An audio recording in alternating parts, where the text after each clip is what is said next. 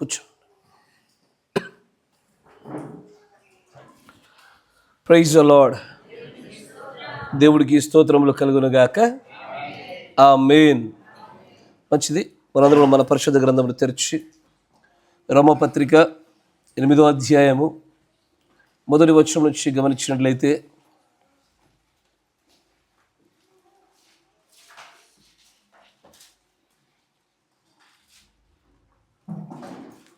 రోమాపత్రిక 8వ అధ్యాయము మొదటి వచనం నుంచి గమనించినట్లయితే, కాబట్టి ఇప్పుడు క్రీస్తు యేసునందున్న వారికి ఏ శిక్షా విధియు లేదు.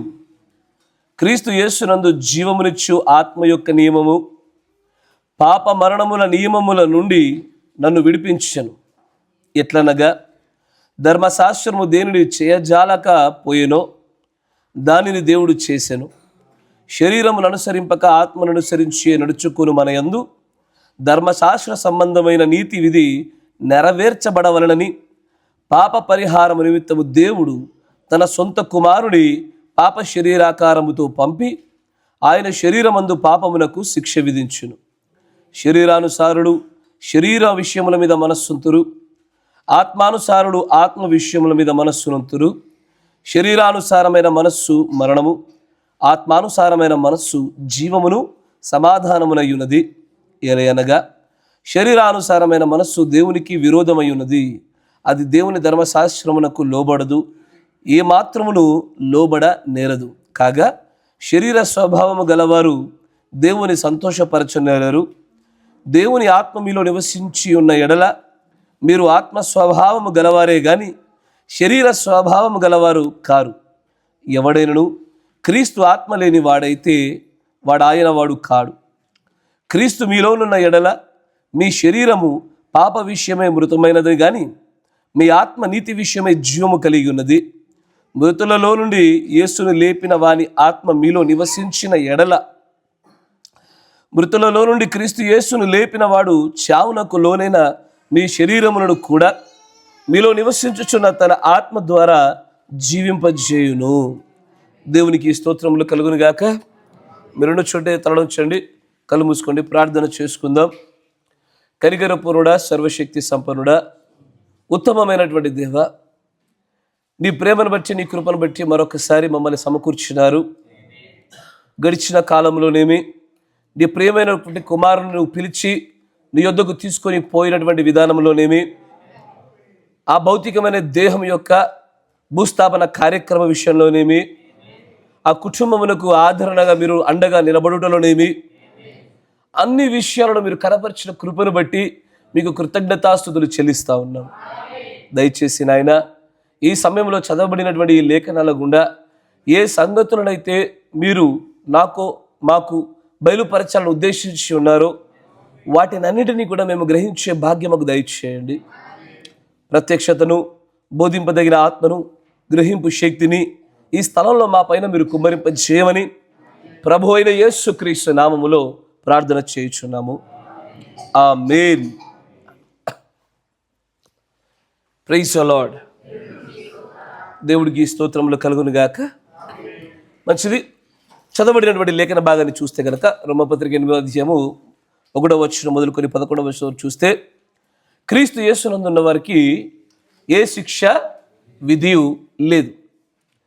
ఈ మాట చెప్పిన వెంటనే ఆ తర్వాత శిక్షలకు కారణమగునటువంటి, అంటే తీర్పు తీర్చడానికి ఒక వ్యక్తి చేసిన పనులు మంచివా కావా, ఏ స్థాయి మంచి పనులు చేశారు, ఏ స్థాయి చెడు కీడులు లేదా వాక్య విరుద్ధమైన కార్యాలు చేస్తూ ఉన్నారన్న విషయాన్ని కొలమానంగా చూడడానికి కావలసిన నియమాలను ఈ 2వ వచనంలో పెడతా ఉంటాడు ఆయన.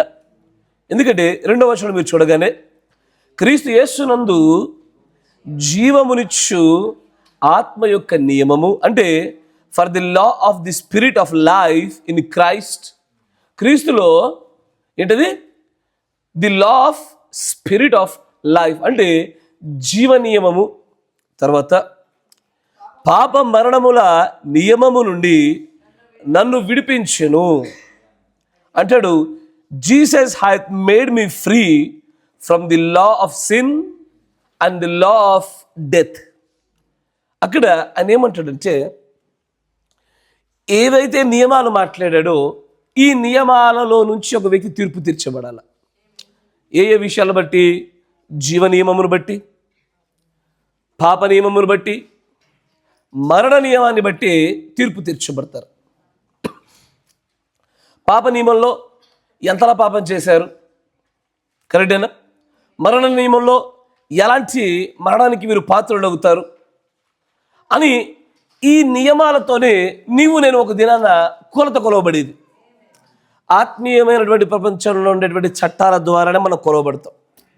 కానీ క్రీస్తు యేసునందున్న వారికి మాత్రము ఏ శిక్షావిధి లేకుండా వారు విడిపించబడతా ఉన్నారు. అంటే ఈ రోజున నా పైన ఏ నియమం పనిచేయడానికి, నీ పైన ఏ నియమం పనిచేయడానికి వీల్లేదు. ఎందుకంటే నీ పైన నా పైన the law of spirit of life, అంటే జీవమునిచ్చేటువంటి ఆత్మ యొక్క నియమము అత్యంత బలముగా పనిచేయుట వలన మిగిలినటువంటి ఆత్మీయ చట్టాల విషయంలో మనం పూర్తిగా స్వతంత్రులం అయిపోయాం. వాటి వలన తీర్పు తీర్చబడడానికి వీల్లేదు. అవి అసలు మన పైన ఎలాగున పని చేయవు. ఒక రోజున నేరారోపణ చేసేటువంటి ది అక్యూజర్, దేవుడి యొక్క ప్రవక్త అంటాడు, చాలా చోట్ల సాతాను నేరారోపణ చేయువాడిగా మన వెంటనే ఎప్పుడు పడుతూ ఉంటాడు. ఎలాగైనా మోషే దేహం పైన ఒక మలిన వస్త్రాన్ని కప్పే ప్రయత్నం చేసినట్టుగానే నీపైన నాపైన ఏదో ఒక నెపము, దోషము మోపే ప్రయత్నం చేస్తున్నట్టుగానే అక్యూజర్గా వాడు ఎలవేళలా ఉంటున్నాడు. వాడు చేసేటువంటి ఆ అక్యూజింగ్, నేరారోపణలో ఈ చట్టాలనే వాడు అదునుగా తీసుకుంటాడు. వాడికుండే చట్టాలతో దేవుడి ఎదుట నిండు గురించి, ఇదిగో ఈ స్త్రీ లేదా ఈ పురుషుడు ఈ విషయాలలో దోషి గనుక ఖచ్చితంగా వీరికి శిక్ష విధించాల్సిందే, వీరు నీ రాజ్యానికి అర్హులు కాదు అని చెప్పే ప్రయత్నం చేస్తాడు. కానీ సాతాను మరి అంత తెలివి తక్కువవాడు కాదు. వాడు ప్రత్యక్షత కలిగిన వాడే, వాడు తెలివి కలిగిన వాడే, వాడు చాలా గట్టివాడు. వాడు మొదటి నుంచి కూడా వాడి ఆలోచన ఒకే స్థిరమైనటువంటి గమ్యం వైపు ఉంది. యెషయా గ్రంథంలో మీరు చదివితే అయితే కనుక వాడు అంటాడు, వాడు మహోన్నతుడి కంటే ఉన్నతమైన స్థానంలో ఆ ఆకాశ నక్షత్రములకు పైగా వాడు ఉండాలని కోరుకున్నాడు అంటాడు. Yes sir no? వేటికి పైగా? కరెక్టేనా? నక్షత్రములకు పైగా వాడి సింహాసనాన్ని ఉంచుకొని వాడు ఆశపడ్డాడు. నిజంగా నువ్వు చూస్తే కనుక ఈ నక్షత్రాలు ఎవరో కాదు, నీవు నేనే. వాడి బుద్ధి ఎల్లప్పుడూ కూడా దూతలందరికంటే పైగా, దూతల పైన అధిపతులుగా నియమించబడబోచున్నటువంటి ఆ ఆకాశ నక్షత్రాలైన నీ పైన నా పైన కూడా వాడు సంపూర్ణమైన అధికారాన్ని కలిగి ఉందామని వాడు ఆలోచన. దేవుడి ప్రణాళికేమో నిన్ను నన్ను చేసి నీకు నాకు విజయాన్నిచ్చి నీవు నేను దూతలను కూడా తీర్పు తీర్చేటువంటి ఆ అధికార స్థాయి మనకు అప్పచెప్పాలని ఆయన ఆలోచన చేస్తూ ఉంటే, దుష్టుడు మాత్రము వాడు దూతల సమూహం పైన మాత్రమే కాకుండా మన పైనను దేవుడి సింహాసనం కంటే ఇంకా ఉన్నతమైన స్థానంలో వాడు ఉండాలని ప్రయత్నం చేశాడు. అందుకే వాడు నేరారోపణ దేని విషయం అంటే, మనకన్నా వాడు అన్ని విషయాల్లో మేలైన వాడనియు, మనకన్నా వాడే యోగ్యత కలిగిన వాడని వాడు చూపించుకునే ప్రయత్నమే తప్ప, వాడు ఎల్లవేళ ఇదే చట్టాలను పట్టుకుని మనపై నేరారోపణ మొదలు పెడుతూ ఉంటాడు. He keeps on accusing. ఎప్పుడో తెలుసా? నీకు మేలైనటువంటి సమయం దొరికి ప్రార్థించవలసినటువంటి చక్కటి అనుకూల సమయం లభించినా నువ్వు చేయకపోయినప్పుడు కూడా వాడు అక్యూజ్ చేస్తాడు, నేరారోపణ చేస్తాడు. చూసావా, కుమారుడు అంటున్నావు, యోగ్యత కలిగిన వాడు అంటున్నావు, దూతలకు పైగా నియమించబడబోతున్న వారు అంటున్నావు. కానీ దేవుడు ప్రవక్త అంటాడు, వాడు మనము చేసే ప్రతి చిన్న చిన్న పొరపాట్ల విషయంలో కూడా వాడు నేరారోపణ చేస్తూనే ఉంటాడట. కానీ ఇవన్నీ కూడా శిక్షలోనికి మనం పాత్రలు అవ్వనట్లుగానే చేస్తాయి. కానీ పౌలు గారు అంటారు, క్రీస్తునందు ఉన్న వారికి ఏ శిక్ష విధి లేదు. అంటే సమస్త నియమాన్ని మనం జయించిన వారం అయిపోయాం. కానీ ఇక్కడ ఈరోజు నేను మీతో మరణ నియమాన్ని గురించి మాట్లాడాలని ఆశపడుతున్నా. The law of death. పాప నియమాన్ని గురించి మనం చాలా చూసాం. మరణ నియమాన్ని గురించి మాట్లాడుకోవాలి. ఐ జస్ట్ వాంట్ కొన్ని మాటలు మాత్రం మేము ముందుంచుతాను. మరణ విషయంలో మన ఆలోచనలు మారాలి, మరణ విషయంలో మన ప్రత్యక్షతలు మెరుగవ్వాలి అని అంటాడు. ది లా ఆఫ్ డెత్, దీని గురించి మాట్లాడుతూ మొదటిగా ప్రవక్త చెప్పినటువంటి కొన్ని మాటలు మేము ముందు పెడతాను చూడండి. 65-0425.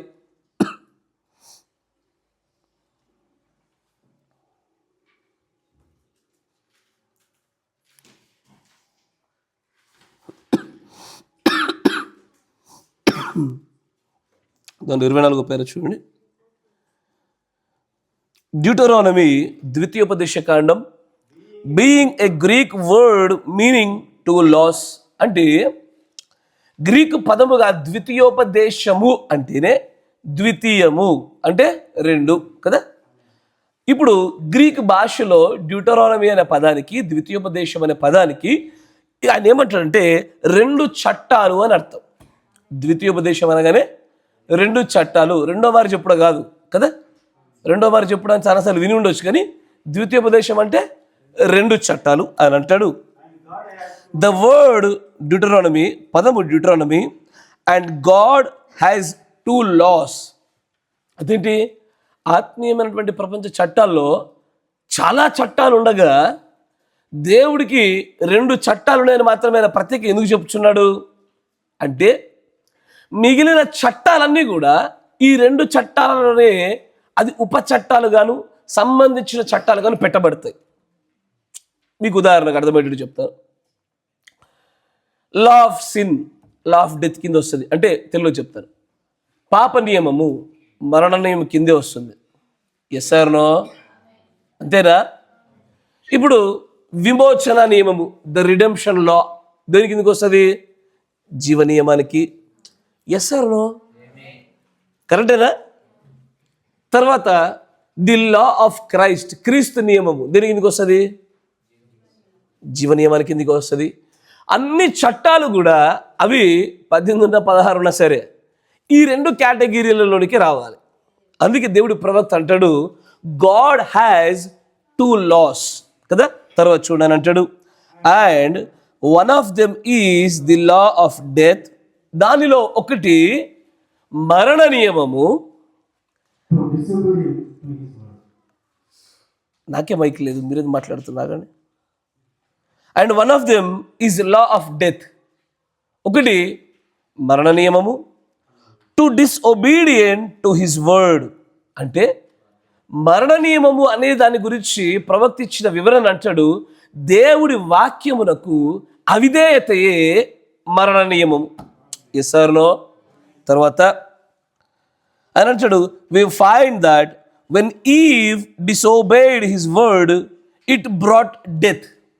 అవ్వ దేవుడి వాక్యమును ఎప్పుడైతే తృణీకరించిందో అప్పటి నుండి మానవులలోనికి మరణము లేని చోటికి మరణం వచ్చి కూర్చుంది. అంతకు మునుపు మరణ నియమం ఉండేనా? లేదు. కానీ మీరు కరెక్ట్గా ఆలోచన చేస్తే కనుక అవ్వ చేసినటువంటి ఆ అవిధేయత కార్యానికి, ఆ తప్పుడు పనికి దేవుడి మాట వినకపోవటం వలన మరణ నియమంతో పాటు కాల నియమం కూడా వచ్చింది. నా మాట వింటున్నారా? కాల నియమం వచ్చింది. అంటే కాలం అనేది ప్రవేశపెట్టబడి కాలానికి మరణానికి సంబంధం ఉంటుంది. Yes or no? కాలానికి మరణానికి సంబంధం ఉంటుంది. ఎక్కడ కాలం ఉంటుందో అక్కడ జననములు మరణములు రెండు ఉంటాయి. Wear there is a time there will be birth and death. అంటే దానికి ఆరంభమును ముగింపు రెండు ఉండి తీరాల. ఇక్కడ మరణ నియమం మాత్రమే రాలే, మరణ నియమంతో పాటు అది అనేకమైన నియమాలు తీసుకొచ్చింది. నా మాట జాగ్రత్తగా వినాల. ఏంటది? నేను మంచి చేయాలనుకున్నా కూడా నా యందు వేరొక నియమము నివసించుచున్నది అన్నాడు. చూసారా పౌలు గారు? ఆ నియమము కూడా ఈ మరణ నియమంతోనే పెట్టబడ్డది. Yes sir, no? కరెక్టేనా? ఇప్పుడు ఇకపైన ఈ చేస్తున్న ఈ పాపము కదా, నేను కాదు, నా యందు నివసించుచున్న పాపం అంటాడు. చూసారా? ఇవన్నీ నియమాలు కూడా ఈ మరణ నియమముతోనే, ఇటు వేరొక నియమం అని చెప్పబడింది కానీ, కాలం అనే నియమము కానీ, మరియు అనారోగ్యము, ఏది ద హీలింగ్, ఈ అనారోగ్య సంబంధమైన సమస్తమును కూడా ఈ మరణ నియమంతో అన్ని పెట్టబడి ఒక ప్యాకేజ్ లాగా వచ్చేసాయి. ఇది రావడం గల కారణం ఒకటే, డిసోబీడియన్స్. ఎవరు డిసోబీడియన్స్? అవ్వది. అవ్వ వాక్య విషయంలో దేవుడి మాట నడుచుకోకపోవడం వల్ల మరణ నియమం వచ్చేసింది. ఇప్పుడు ఈ రోజున ఇప్పుడు నీవు నేను ప్రసంగి తను చెప్పినట్టుగా నీతిమంతుడి గతియు అనీతిమంతుడి గతియు రెండు ఒకటే, ఇరువురు భూమికే చేర్చబడుదురు అంటాడు ఆయన. ఇప్పుడు ఈ రోజున ఒబీడియన్స్ సంబంధంలా కొంతమంది అవిధేయత వలన మధ్యంలోనే అర్ధాంతరంగా వారు తీసుకొని కొనిపోబడిన ఈ రోజున నువ్వు ఎంత నీతిమంతుడైనా సరే మరణాన్ని రుచి చూడాల్సిందే. ఎంత వాక్య విరుద్ధంగా నడిచినా మరణాన్ని రుచి చూడాల్సిందే. ఈ రోజున డిసోబీడియన్స్ ద్వారా మాత్రమే కాకుండా అనేకమైన మార్గాల గుండా మరణం అనేది నియమంగా పెట్టబడింది. అవ్వ చేసిన ఒక పొరపాటును బట్టి. తర్వాత అంటాడు చూడండి ప్రవక్త గారు, when Eve disobeyed his word it brought death. ఎప్పుడైతే అవ్వ దేవుడి వాక్య విషయంలో అవిధేయత కలిగి ఉన్నదో ఆ అవిధేయతే మరణమును తీసుకుని వచ్చెను. That's one of his laws. అది దేవుడి యొక్క ఒక ప్రాముఖ్యమైన చట్టము. The day you eat thereof the day day die డై. ఏ రోజునైతే నువ్వు తింటావో ఆ రోజు నువ్వు మరణిస్తావని చెప్పిన ఆ ఒక్క మాటకి తను కనపరిచిన అవిధేయత వలన అనేకమైన చట్టాలు భూమి మీదకి వచ్చేసాయి. ఎసారో అంతకు మునుపు ఈ యొక్క పాప నియమం మాత్రమే రాలే. ఈ పాప నియమం రావడంతో పాటు ఏం జరిగింది? 5వ పరిమాణం యొక్క సృష్టియు దానిలో ప్రత్యేకించబడిన ఒక సెక్షన్ ఏర్పాటు చేయాల్సి వచ్చింది. ఎందుకంటే అప్పటి వరకు మరణమగినటువంటి మనుషులు లేరుగా. ఇప్పుడు పాపమును మరణించినటువంటి మనుషుల కొరకై ఒక ప్రత్యేకమైన స్థలం అవసరమై ఉన్నది. దానిని ఇప్పుడు 5వ పరిమాణం కొత్తగా ఏర్పాటు చేయాల్సి వచ్చింది. ఇప్పుడు దాన్ని మాత్రమే చేసినా లేదు, ఇంక దేని చేశాడు? The eternal fire. కరెక్టేనా? నిత్య నరకం అనేది తయారు చేశాడు.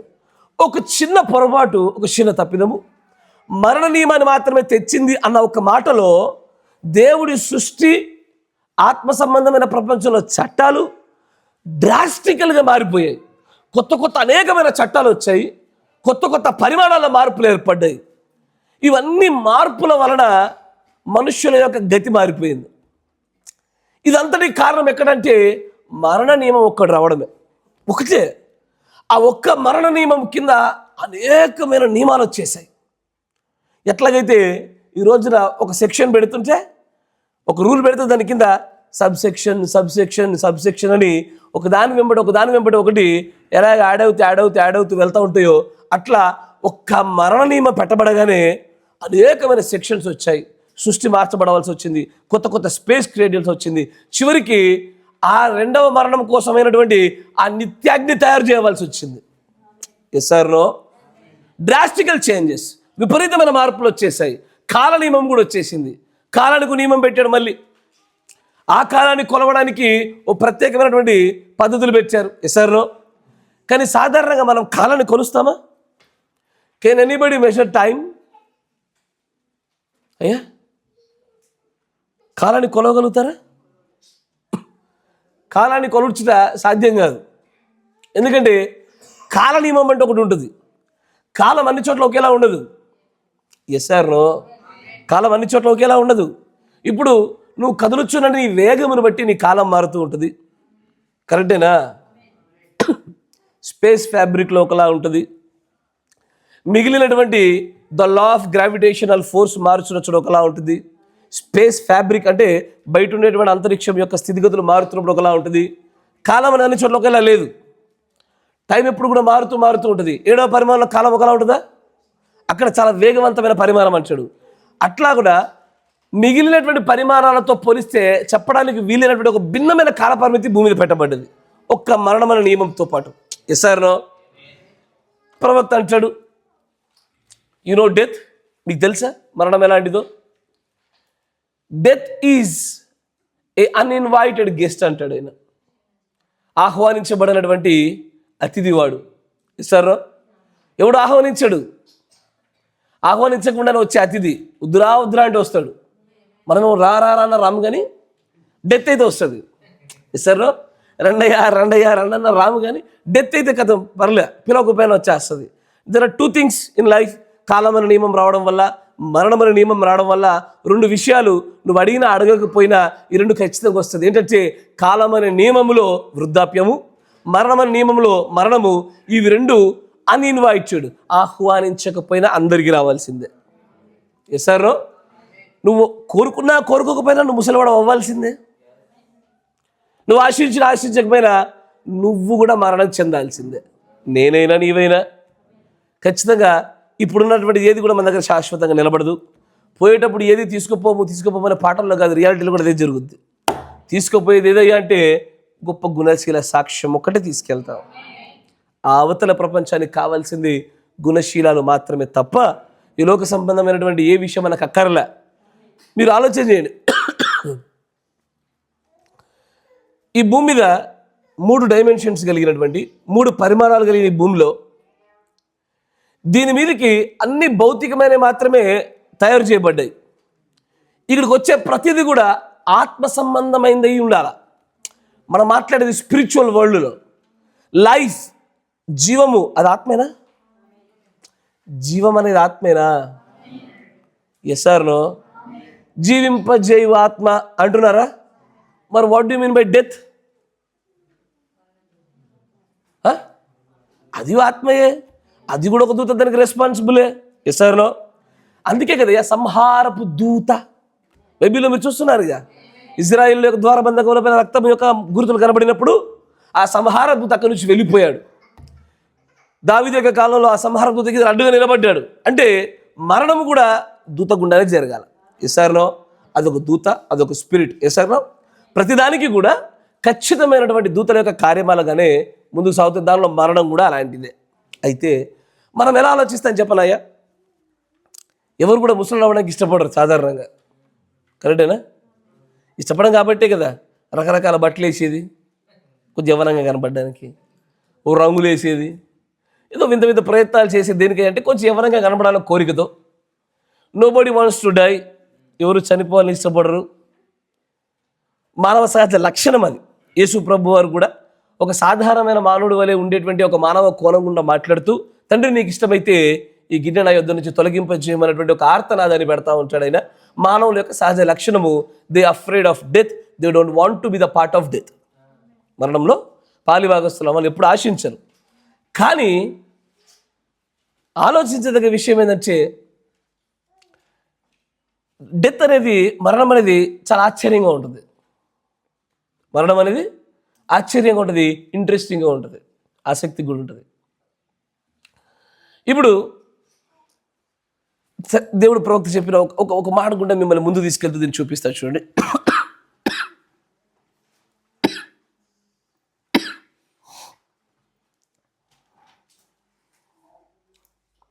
54-0221.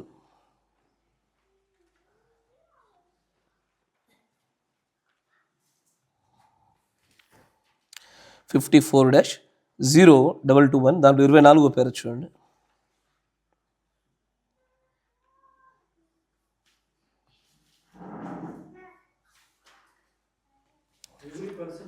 Every person in here will turn back to young person again. ఇక్కడ ఉన్నటువంటి మీరు ఎలాంటి వారైనా సరే ఒక రోజున మరలా యవ్వన దశలోనికి మీరు ఖచ్చితంగా తిరిగి రాబడతారు కదా. దేవుడి యొక్క ప్రవక్త మాట్లాడుతున్నటువంటి ఆ సమయం మనకు అర్థమవుతుంది. దేని గురించి మాట్లాడుతుంది? ఈ భూలోకం గురించి కాదు, ఎత్తబాటు తర్వాత నిత్యత్వాన్ని గురించి మాట్లాడుతూ, ఇక్కడ ఉండిన మనము అందరం యవ్వనంగా మలచబడాల్సిందే. తర్వాత అంటాడైనా, ఎప్పుడైతే నీ కోసం నియమించబడినటువంటి ఆ వయసులోకి నువ్వు నీ వంతులను వచ్చినప్పుడు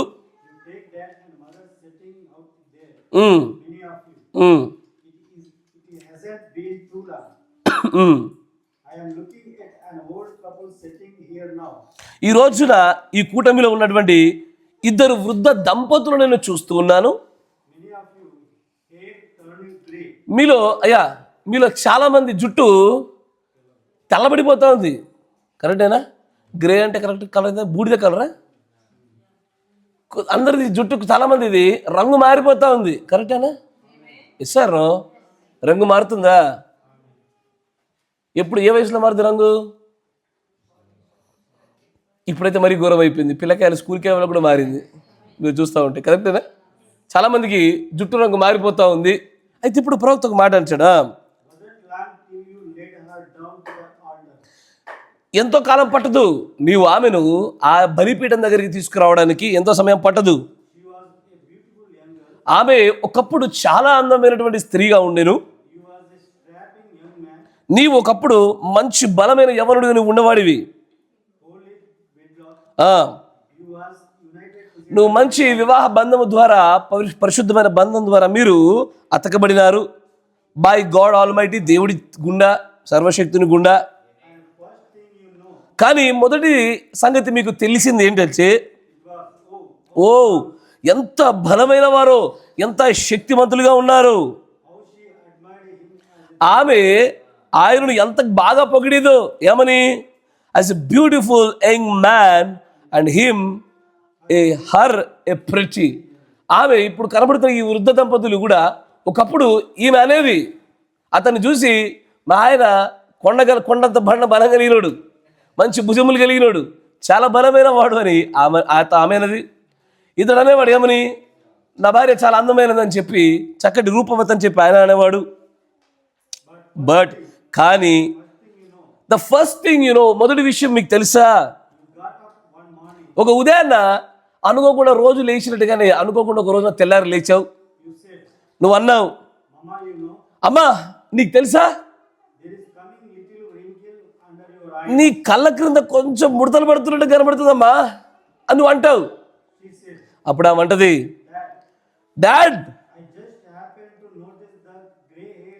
డాడీ నీ తలలో ఏదో రంగు మారుతున్న జుట్టు వస్తుంది, నీ రంగు చేంజ్ అవుతుంది, ఎందుకో నీ జుట్టు తెల్లబడుతూ ఉంది, ఏం జరుగుతుంది? ఏం జరుగుతుందయ్యా అని అంటున్నాడు. మరణము ప్రవేశించుచున్నది. ఏంటిది? మరణము ప్రవేశించుచున్నది. ఇప్పుడు మరణం అనేది, డెత్ ఈజ్ ఎ ప్రాసెస్. కరెక్టేనా? మరణం అనేది ఒక ప్రక్రియ, ఆకస్మికంగా జరిగేది కాదు ఇది, అప్పటికప్పుడు టపా అని జరిగేది కాదు ఇది. కరెక్టేనా? మరణం అనేటువంటిది ఇట్స్ ఎ ప్రాసెస్, ప్రక్రియ. అందుకే ద డెత్ సెట్స్ ఇన్. మరణం అనేది అలా వస్తుంది. ఇప్పుడు అయ్యా ఒక మంచి ఆకుపచ్చ రంగులో ఉన్నటువంటి ఆరోగ్యకరమైన ఒక ఆకును తీసుకోండి. కొంత వాడిపోయింది, ఇంకొంచెం వాడిపోయింది, ఇంకాస్త వాడిపోయింది, పూర్తిగా వాడిపోయి నలిగిపోయింది. అక్కడ పెట్టా. నేను అడిగా, దీంట్లో ఇంతకీ ఆకు ఎప్పుడు ఎండింది?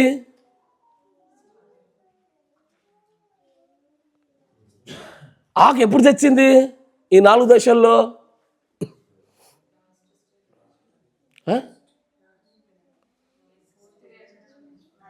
పూర్తిగా ఎండిపోయినప్పుడు చచ్చిపోయిందని మీరు అన్నారు కదా. ప్రవక్త అట్లా అనలే. ప్రవక్త ఏమన్నాడంటే, కరెక్ట్గా మన జీవనం కొనసాగింపులోనే ఒక నిర్దిష్ట కాల పరిమితి తర్వాత మరణం అనేది అప్పుడే ప్రవేశించేసింది, కానీ మనకు తెలీదు. కరెక్టేనా? అయ్యా 30+ వాళ్ళు నా మాట మంచిగా వినండి. అయ్యా 30+ వాళ్ళందరికీ నా మాట మంచిగా వినాలి.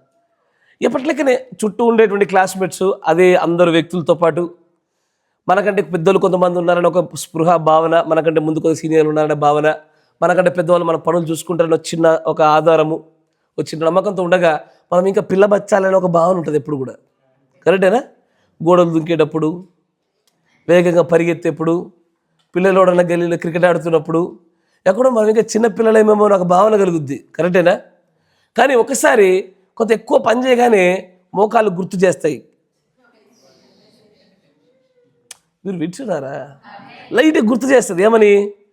బాబు నువ్వు ఇంకా టీనేజ్లో లేవు, నీ దశ మారింది, గుర్తుపెట్టుకో. నాకు కూడా ఒకసారి అట్లా అర్థమైంది. అట్లాగే అదే యవ్వన బలంతో ముందుకు పోతున్నాడు అనుకున్నాం. కానీ మరికొంత యవ్వనం కనబడగానే వాళ్ళతో పాటు ముందుకు సాగుతుండగా లేదు, తేడా తెలిసిపోయింది, సుస్పష్టమైన తేడా. వాళ్ళు చెంగ లేడి పిల్లలు ఎగురుతుంటే మనము అని అసపోస్తూ ఉండవు. తేడా కనబడుతూ ఉంది. ఏం జరిగింది అంటే, నాలో ఆల్రెడీ మరణం ప్రవేశించింది. మనం మాట్లాడుతుంది భౌతికమైన సంగతుల గురించి. ఎందుకంటే పాప నియమం అనేది ముందు భౌతికంగానే బలంగా పెట్టబడి నీతిమంతులకైనా అనీతిమంతులకైనా భౌతికంగానే వచ్చేసేది. దేవుడు ప్రవక్త అంటాడు, వాట్స్ హ్యాపెనింగ్? ఏం జరుగుతుంది? నీ కళ్ళ క్రింద ముడతలు పడుతుండగానే నువ్వు ఫిక్స్ అయిపో. ఏమని? The death is setting in. మరణం అనేది నాలో ప్రవేశిస్తూ ఉంది. ఒకేసారి అకస్మాత్తుగా వచ్చేది కాదు అది. కరెక్టేనా? అది ప్రాసెస్ మెల్లగా మెల్లగా మెల్లగా మెల్లగా పెరుగుతూ ఉంది. అంటే ఈ లెక్క ప్రకారం చూస్తుంటే అయ్యా మనలో 90% చచ్చినట్టే. కరెక్టేనా? 90% ఆఫ్ దిస్ చర్చ్ ఇదే కాదు, ఏ సంఘమైనా మన అందరిలో ఏమొచ్చేసింది? మరణం వచ్చేసింది ఆల్రెడీ. ముఖ్యంగా 30+ congratulations, prepare for your death. అది ఆల్రెడీ వచ్చేసింది, లోపల ఎంటర్ అయింది, క్రియ స్టార్ట్ చేసింది. అది క్రియ స్టార్ట్ చేసినప్పుడల్లా ఏం ఏర్పడుతుంది నీకు? అప్పుడప్పుడు అరే ఇక్కడ ఉండేది ఇక్కడ ఇంకోటి వచ్చింది తెల్ల జుట్టు అని నీకు అనిపిస్తుంది. ఇక్కడ కొంచెం ఏదో ముడతపడ్డట్టు కురుపులాగా ఉండి ఇప్పుడు ముడతలు అయిపోయినాయి. అవి తర్వాత ఏమవుతాయి? క్యారీ బ్యాగులు అవుతాయి. సార్ పెద్దగా మారుతాయి. ప్రవక్త అంటాడు ఆ యొక్క ఉదాహరణ చూపుతూ, అమ్మా నీకేమైంది? చాలా అందంగా ఉండేదాడు, నీ కళ్ళ కింద ఏంటవి? చాలామందికి తాము ఎంత ముసలైన విషయం వాళ్ళకి అర్థం కాదు. ఎప్పుడు అర్థమైంది చెప్పనా? ఎప్పుడో ఒకసారి బట్టలు చదువుతున్నాగా పెళ్లి ఆల్బమ్ బయటపడుతుంది చూడు. పెళ్లి ఆల్బమ్ బయటపడ్డప్పుడు చూసుకుంటే అప్పుడు అర్థమైంది, ఓ చాలా ముసలమైనా మనం. ఎందుకంటే పెళ్లి ఆల్బమ్లో ఎట్లుంటాం? సన్నగా బక్క చిక్కి లోదులు డ్రెస్సులు వేసుకొని అప్పటికి ఇప్పుడు చూసుకొని ఏమనుకుంటాం?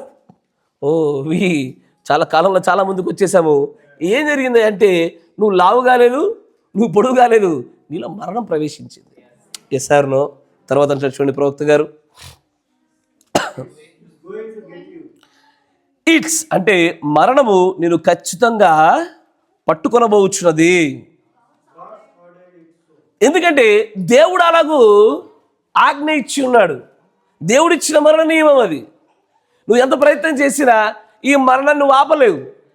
మీరు ఒక మాట జాగ్రత్తగా వినాలా, ఎత్తబాటు సమయంలో చివరి దశలో రూపాంతరం పొందుకునే ఆ చిన్న గుంపు తప్ప అందరూ దీన్ని ఎక్స్పీరియన్స్ అవ్వాల్సిందే. దేవుడి పరిశుద్ధులు ప్రవక్తలైనా దీన్ని పొందుకున్నారు, మనం కూడా పొందుకోవాల్సిందే. Yes or no? తర్వాత ఒక దినాన అదర్ డే కదా, ఒక దినాన నేను డాక్టర్ని అడిగాను. నేను అన్నాను, అయ్యా డాక్టర్ గారు నేను మిమ్మల్ని ఒక మాట అడగాలనుకుంటున్నాను. ఏంటి డాక్టర్? ప్రతిసారి నేను తింటున్నప్పుడల్లా నేను నా జీవాన్ని నేను పునరుద్ధరించుకొనిచున్నాను కదా, కొత్త జీవాన్ని పొందుకొనిచున్నాను కదా, అది సత్యమేనా? నేను తింటున్నప్పుడల్లా కొత్త జీవం నాలో వచ్చుతుందా? ఆహారం నాలో జీవముగాను నా దేహంలో భాగంగా మలచబడిపోయి దాన్ని పౌష్టికాలు నాకు ఇవ్వడం వల్ల నాలోని జీవం పెరుగుతా ఉంది. కరెక్టేనా? తర్వాత అప్పుడు ఆయన అడుగుతాడు, ఇది సత్యమేనా అంటే ఆ డాక్టర్ అంటాడు, ఎస్ సార్, అవునయ్యా. అప్పుడు నేను అన్నాను, నేను ఎప్పుడైతే యవ్వనస్తుడిగా ఉన్నానో అప్పుడు నేను తినేవాడిని. ప్రతిసారి కూడా నేను తిన్నప్పుడల్లా బలవంతుడయ్యాను, ఇంకా బలవంతు. అవునా? Yes sir no? ఒకప్పుడు ఇద్దరు తినే బిర్యానీ తినడు నేనైతే. మా దోస్తు గారు వాళ్ళు తినలేందుకు లాస్ట్ నాకే ఇచ్చేది. వాస్తవాలు అది, అంతేగా. కానీ ఈ రోజున ఇక లేదు, దాంట్లో 10% తింటే గొప్ప వింతే. ఏం జరిగింది? ఆ రోజున బండలు అరిగాయి, ఈ రోజున మరమరాలు అరుగుతలేదు. అంతేనా? కాలం గడుస్తున్న కొద్ది మనుషులు ఏమైపోద్దయ్యా?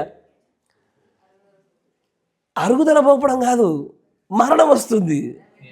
ఇదంతా మరణం యొక్క లక్షణాలు. ఈ చర్మంలో ముడతలు, జుట్టు యొక్క రంగులో మార్పులు, నీ యొక్క జీర్ణములో తేడాలు.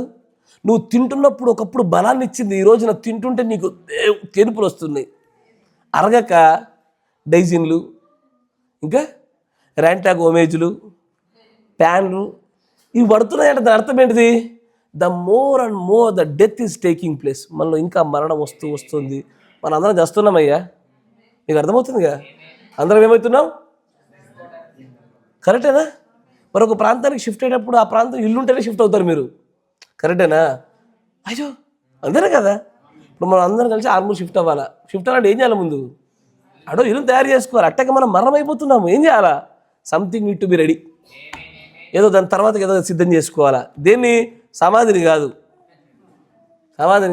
ఎట చచ్చినా భూమి అందించాల్సిందే. Yes or no? ఇప్పుడు ఒక బస్సు వెళ్తా ఉంది, ఫైర్ యాక్సిడెంట్ జరిగింది, దానిలో దేవుని పరిశుద్ధులు చచ్చిపోయారు, మొత్తం కాలి బుడిదైపోయారు. రారా? వస్తారు. అవకాశం ఉన్న చోట మాత్రమే వారిని మట్టిగా పెడతారు, కానీ అవకాశం లేని చోట ఏం చేస్తారు? ఫ్లైట్లో వెళ్తున్నావు, టపాలని కూలింది సముద్రంలో, అంటే ఇది అతి చిక్కకుండా పోయినావు, చేపలకు ఆహారం అయ్యావు, ఉప్పు లేదు అక్కడ, సముద్రంలో ఉప్పు ఉంది బాగా. అంటే మీరు వింటున్నారనుకుంటా, ఉప్పు గోల, వాక్యం లేని ఉప్పు గోల. సరే, చేపలకు ఆహారం అయిపోతుంది, నిన్ను బట్టి అనేక చేపలు బతికాయి, సంతతి పుట్టింది, ఎత్తబాటు రావాలి మొదటి పునరుద్ధానము. నీ దేహాన్ని మూలకాలతో సహా అప్పచెప్పాల్సిందే. రెండవ పునరుద్ధానంలో భూమి ఎందు మరణించిన వారిని, నీరు ఎందు మరణించిన వారిని, అగ్ని ఎందు మరణించిన వారు అప్పచెప్పక తప్పనట్టుగానే అది రెండో పునరుద్ధానికి అట్లాంటి నియమాలు ఉంటే మొదటి పునరుద్ధానికి ఎలా ఉండాలా? ఒక్క మూలకం కూడా మిస్ కాకుండా వెనక్కి రావాల్సిందే. సరేనో? అయితే దేవుడు ప్రవక్త అంటాడు, నేను ఎంత తిన్నా కూడా యవనస్తునిగా ఉన్నప్పుడు అది అరిగేది, బలపడేది, ఎనర్జీ, శక్తి వచ్చేది నాకు. తర్వాత ఆయన అంటాడు, all at once I eat same food. అయితే అదే రకమైన ఆహారం ఇప్పుడు తింటున్నా, కానీ అకస్మాత్తుగా ఇప్పుడు నేను ముసలోని అయిపోతున్నా.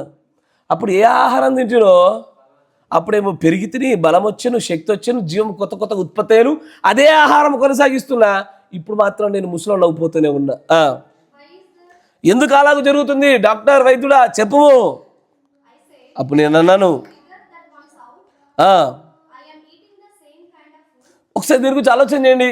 ఒకప్పుడు ఏ ఆహారం తిన్నారో, ఏ విటమిన్లు పడ్డాయో, ఏ కార్బోహైడ్రేట్లు, ఏ ప్రోటీన్లు వచ్చాయో అదే ఇప్పుడు తీసుకుంటున్నాము కదా. కానీ మనలోనికి అదే కొత్త జీవమునిచ్చేదాన్ని మనం లోపల పెడతా ఉన్నాం కదా. కానీ నాకు నేనుగా మెల్లమెల్లగా కోల్పోతూ బలహీన పడిపోతూనే ఉన్నాను దినదినము. అది ఒక విషయమై ఉన్నది. చూడండి, నేను అన్నాను, ఎందుకని? దేవుడు అన్నాడు, దేవుడు గాడ్ సెడ్ సో. దేవుడు ఇలాగ చెప్పాడు, no matter what it is, ఏది ఏమైనా కానీ చూడు, సైంటిఫికల్ శాస్త్రీయంగా నువ్వు చూస్తే ఇది నమ్మడానికి వీల్లేదు. కానీ చూడు, శాస్త్రీయంగా సైన్స్ ప్రకారం ఇదంతా కూడా విరుద్ధంగా జరుగుతుంది. కరెక్టేనా? సైన్స్ ఏం చెప్పుద్దో తెలుసా? మంచిగా వినండి. సైన్స్ ఏం చెప్పుద్దంటే, ఇప్పుడు ఈ వస్తువును ఒక నిర్దిష్టమైన వేగంతో, నిర్దిష్టమైన దూరం నుంచి నిర్దిష్టమైన శక్తితో విసిరితే ఎక్కడైతే పడుద్దో, ఎన్నిసార్లు విసిరిన అక్కడనే పడాలి. కరెక్టేనా? మీకు అర్థమైందా? నిర్దిష్టమైన దూరము, నిర్దిష్టమైన శక్తి, నిర్దిష్టమైనటువంటి స్థలంలో చేస్తే ఎక్కడ పడుతుందో అక్కడే అన్నిసార్లు అక్కడే పడాలా. కానీ ఇది మనుషుడి యొక్క దేహంలోకి వచ్చేసరికి మాత్రం ఈ నియమం పనిచేస్తలే. అదే ఆహారము, అదే అమ్మ, అదే వంట, అదే నూనె, కానీ అరుగుతలేదు, ఏల్తలేదు, పోవట్లేదు. ఏం జరిగింది? ఈ నియమాలు శాస్త్రీయానికి విరుద్ధంగా నడుస్తున్నవి. మరణ నియమం ఈ మార్పులు చేసింది. దీన్ని ప్రవక్త ఏం చెప్పాలని చూస్తున్నంటే, డెత్ అనేది అనుకోకుండా రాదు. ఇది కాలం అనే పరిమాణములో మరణ నియమము మిళితం చేయబడడం వల్ల ప్రతి ఒక్కరు మరణం దిశగా అడుగులు వేస్తారు. మన అందరిలో మరణం ఉందంటున్నాడు ఆయన. ఎస్ఆర్నో? తర్వాత చూడండి, అంటాడు, అన్నీ కలిపి కూడా చూడండి,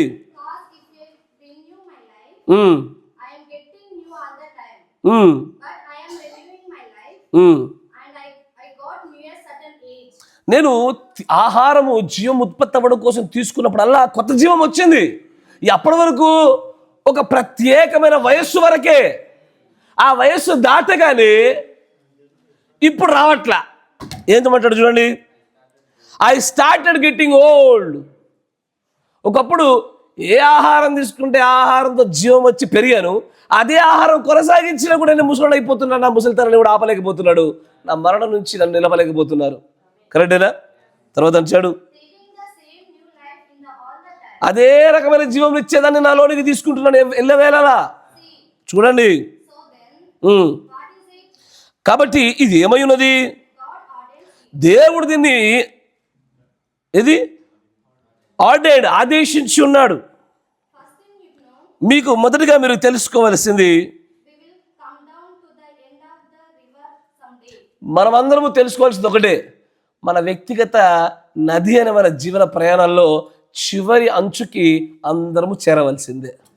yes or no? No matter మీ జుట్టు ఎంత బాగుండనివ్వండి, మీ తోలంత ఎర్రగా నల్లగా ఎట్లా ఉండనివ్వండి, ఎంత బలమైన ఉండనివ్వండి, లాస్ట్కి మాత్రం నీ కోసం పెట్ట తయారు చేయబడక తప్పదు. ఎస్ సార్ నో, పెట్టే మాత్రం కామనే. ఇప్పుడే మంచి ఆర్డర్ ఇచ్చుకోండి ఒకటి. నేను ఆల్రెడీ ఇచ్చిన ఆర్డర్ అడగండి. ఆ డైమండ్ షేప్ ఒకటి చేయమని చెప్పాను నేను. డెత్ అనేది ఇన్ఎవిటబుల్, ఇంపెండింగ్, అది తప్పదు. అది మేలైనది, అది మంచిది, ప్రభు యొద్దకు కొనిపోయేది, మేలైన ఉత్తమమైనటువంటి పరిమాణాలు తీసుకెళ్లేది, పరిశుద్ధ యొద్దకి మనల్ని అందరికంటే ముందుగా ప్రవేశపెట్టేది. డెత్ ఈజ్ గుడ్, మరణం మంచిదే. ఎప్పుడు? క్రీస్తునందున్న వారికి.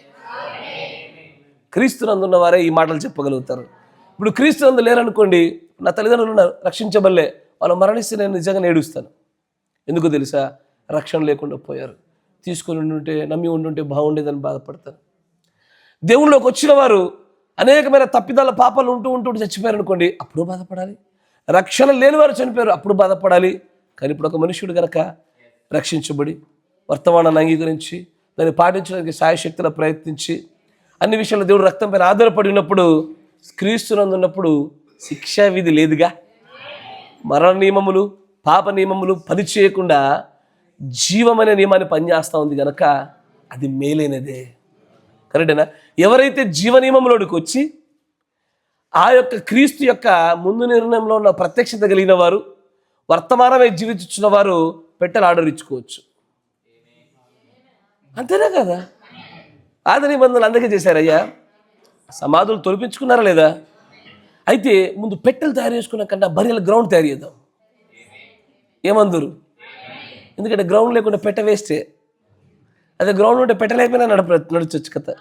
కరెక్టేనా? కాబట్టి మనకేం కావాలా? స్వరం వస్తలేదు ఇక్కడ. మీరు అవునన్నా కాకుండా గ్రౌండ్ చూస్తారు మీరు తొందరలోనే. కానీ దానిలో పాలిభాగస్తులు అయితే మీకు ఫలం ఉంటుంది, కాకపోతే ఫలం పోతుంది. కానీ గ్రౌండ్ మాత్రం వచ్చి తీరుతుంది. Praise the Lord. కాబట్టి క్రీస్తునందున్న వారికి శిక్ష విధి లేదు. ఈ మరణ నియమం మనల్ని భయపెట్టదు. ఇక మరణానికి మనం భయపడే పద్ధతులుగా మనం ఉండలేము. ఎసారో చాలామంది మరణాన్ని గురించి భయపడ్డవారు ఉన్నారు. క్రైస్తవులు భయపడరు. క్రైస్తవులకు దేవుడు ముందుగానే చెప్పాడు, ఏమని? మీరు మహాసభకు అప్పగించబడతారు. కరెక్టేనా? నన్ను చేసినట్టుగానే మిమ్మల్ని చేస్తారని చెప్పాడు ఆయన. ఎసారో అంటే వాళ్ళు మరణాన్ని చూశారు, యేసుప్రభు మరణాన్ని చూశారు. ఆయనకు జరిగినట్టు జరుగుతుందని తెలుసు. ఇంక నిజం చెప్పాలంటే కొంతమంది శిష్యులకైతే ఇంకా ఘోరంగా జరిగింది.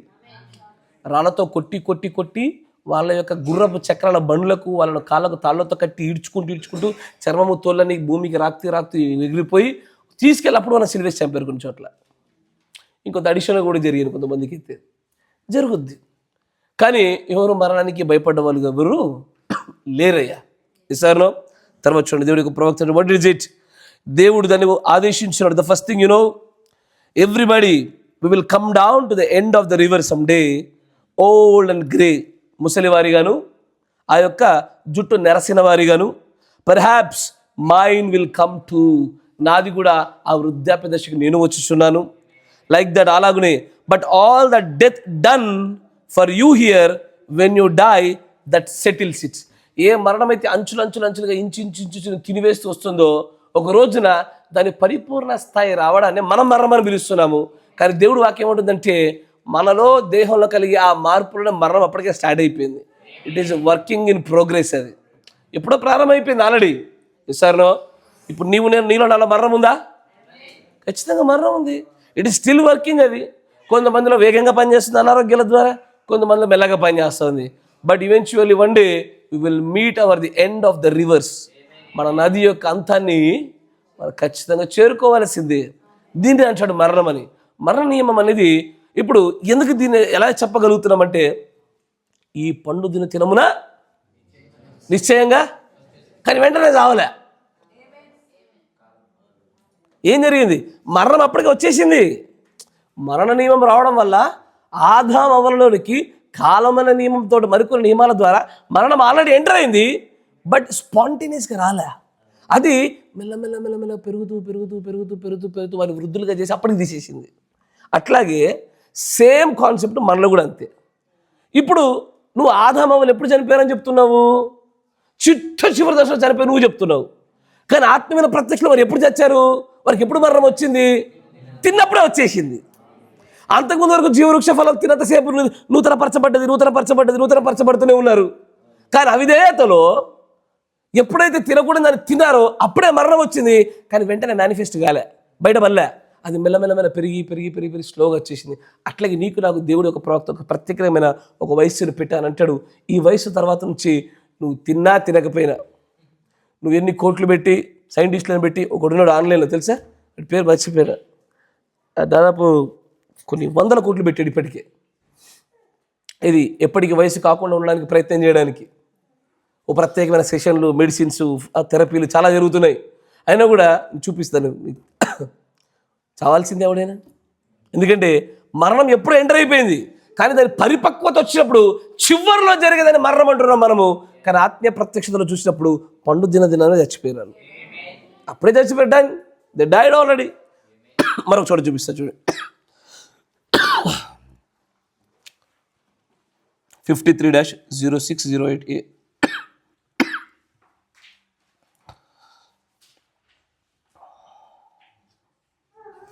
డిమోనాలజీ, దయ్యపు శాస్త్రము, భౌతిక ప్రపంచంలో 42వ పేర చూడండి.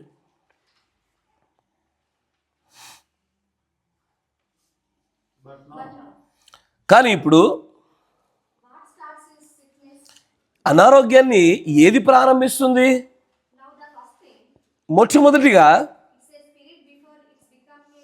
అసలు అది నీలోనికి అది వ్యాధిగా మలచబడడానికంటే మునుపు అది ఒక ఆత్మ.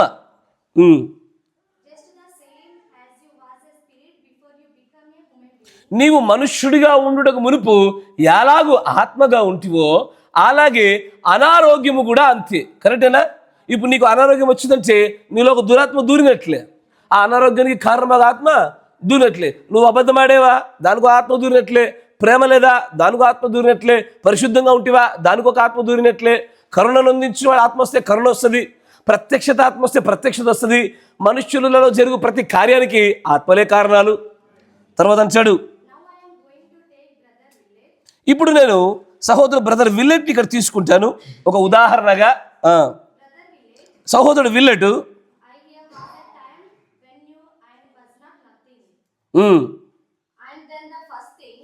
ఇక్కడ సహోదరుడు విల్లెట్ని తీసుకుంటే, విల్లెట్ సహోదరుడా ఒకప్పుడు నువ్వు ఏది కాదు అసలు ఇక్కడ.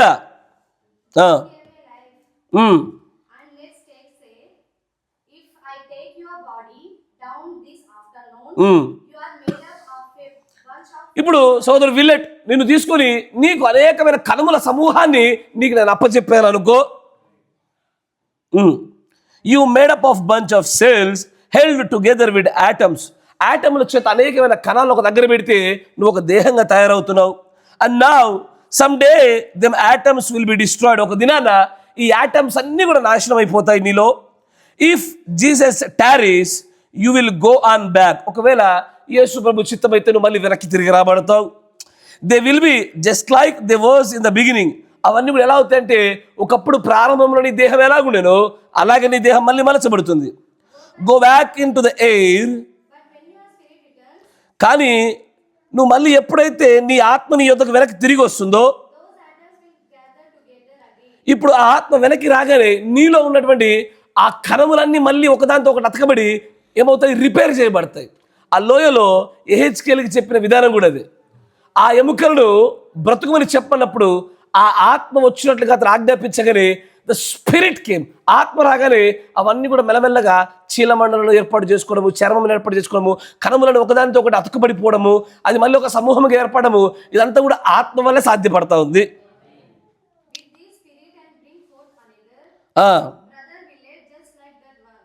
సేమ్ అలాంటి బ్రదర్ విలెట్ లాగా మరొక బ్రదర్ విలెట్ని చేయగలుగుతాము. మరింత యవనస్తుడిగాను అతడు తన యవ్వన దశలో ఉన్నతమైనటువంటి బెస్ట్ మంచి స్థానంలో ఉన్నట్టుగా అతన్ని తయారు చేయగలుగుతాము. ఆత్మ మళ్ళీ వెనక్కి తీసుకురాగలిగితే చూడాలా. When a man gets past about 25 years old, 25 సంవత్సరాలు దాటిన ప్రతి వ్యక్తి తెలియకుండానే కాళ్ళ కింద కొంచెం కొంచెం ముడతలు, రాలిపోతున్న జుట్టు సంఖ్య పెరుగుటయు, శక్తిని కోల్పోతున్నామన్న భావన రావడమును, ఇవన్నీ ప్రారంభించబడతాయి. కరెక్టేనా? అందుకే మిలిటరీలో కూడా మీకు 40-50 ఏళ్ళు కనబడరు, చూసారా? అంతేనా? యవ్వన దశలో ఉండగానే వారు ఏమైపోవాలా? రిటైర్ అవ్వాల్సిందే. సాధారణంగా రిటైర్ అయిన పదం మనకి ఎవరికి గుర్తొస్తుంది? తెల్ల జుట్టు వేసుకొని ఒక 60-65 ఏళ్ళు వచ్చి అది దగ్గరలో కనబడుతుంది, కరెక్టేనా? సాధారణంగా. కానీ మిలిటరీలో అట్లా ఉండదు. ఎందుకంటే మిలిటరీలో ఉన్నతమైన అజిలిటీ, మంచి శక్తి, బలం ఉన్నటువంటి వయసు కావాలా. ఆ వయసు ఉండే పీరియడ్ వాళ్ళకి తెలుసు కాబట్టి ఆ పీరియడ్ మట్టుకు మాత్రమే వాళ్ళు వినియోగించుకుంటారు. తర్వాత బాబు నువ్వు ఇండియాకి వెళ్ళిపో, లోపలికి వెళ్ళిపో, భారతదేశం లోపలికి ఏదో ఒక ఉద్యోగం ఇస్తాం పో అని పంపించేస్తారు. నెలకింత పెన్షన్ వస్తూ ఉంటుంది వాళ్ళకి. దేవుడి ప్రవక్త అని అంటాడు, 25 దాటిందా చలో ద డెత్ సెట్స్ ఇన్, మరణం ప్రవేశిస్తూ ఉంది. అయితే ఆకస్మికంగా పోతిమా, మెల్లగా పోతిమా, మనం మాత్రం చచ్చిపోతున్నాం. ఎస్ సార్ అయ్యా 25+ వాళ్ళు అయ్యా హ్యాపీ డెత్ ప్రాసెస్. మనందరికీ మరణ ప్రక్రియను బట్టి మీకు శుభాకాంక్షలు. అంతేనా కాదా? We are all are dying. Yes sir నేను చెప్పానుగా, నా దగ్గరకు వచ్చి ఎవరైనా కనుక నేను చచ్చిపోతా అనుకోండి, ఏం చెప్పాలి వాళ్ళకి? నువ్వు ముందు వెళ్తున్నావు, నేను తర్వాత వస్తున్నా. అందరిలో మరణం ఉన్నది, డోంట్ వర్రీ. నువ్వు ముందెళ్ళడం వల్ల కొన్ని సమస్యలు తప్పించుకుంటా అనుకుంటున్నావు కావచ్చు, ఏముండదు, కరెక్టేనా?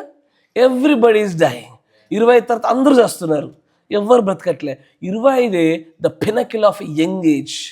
ద పినకిల్ అంటే యవ్వన బలానికి, యవ్వన స్థాయికి మంచి వయసు. అప్పటి వరకు జీవము ఎంత తింటే అంత పెరుగుద్ది, కరెక్టేనా? రేపు పిల్ల బచ్చాలు తినండి మంచిగా.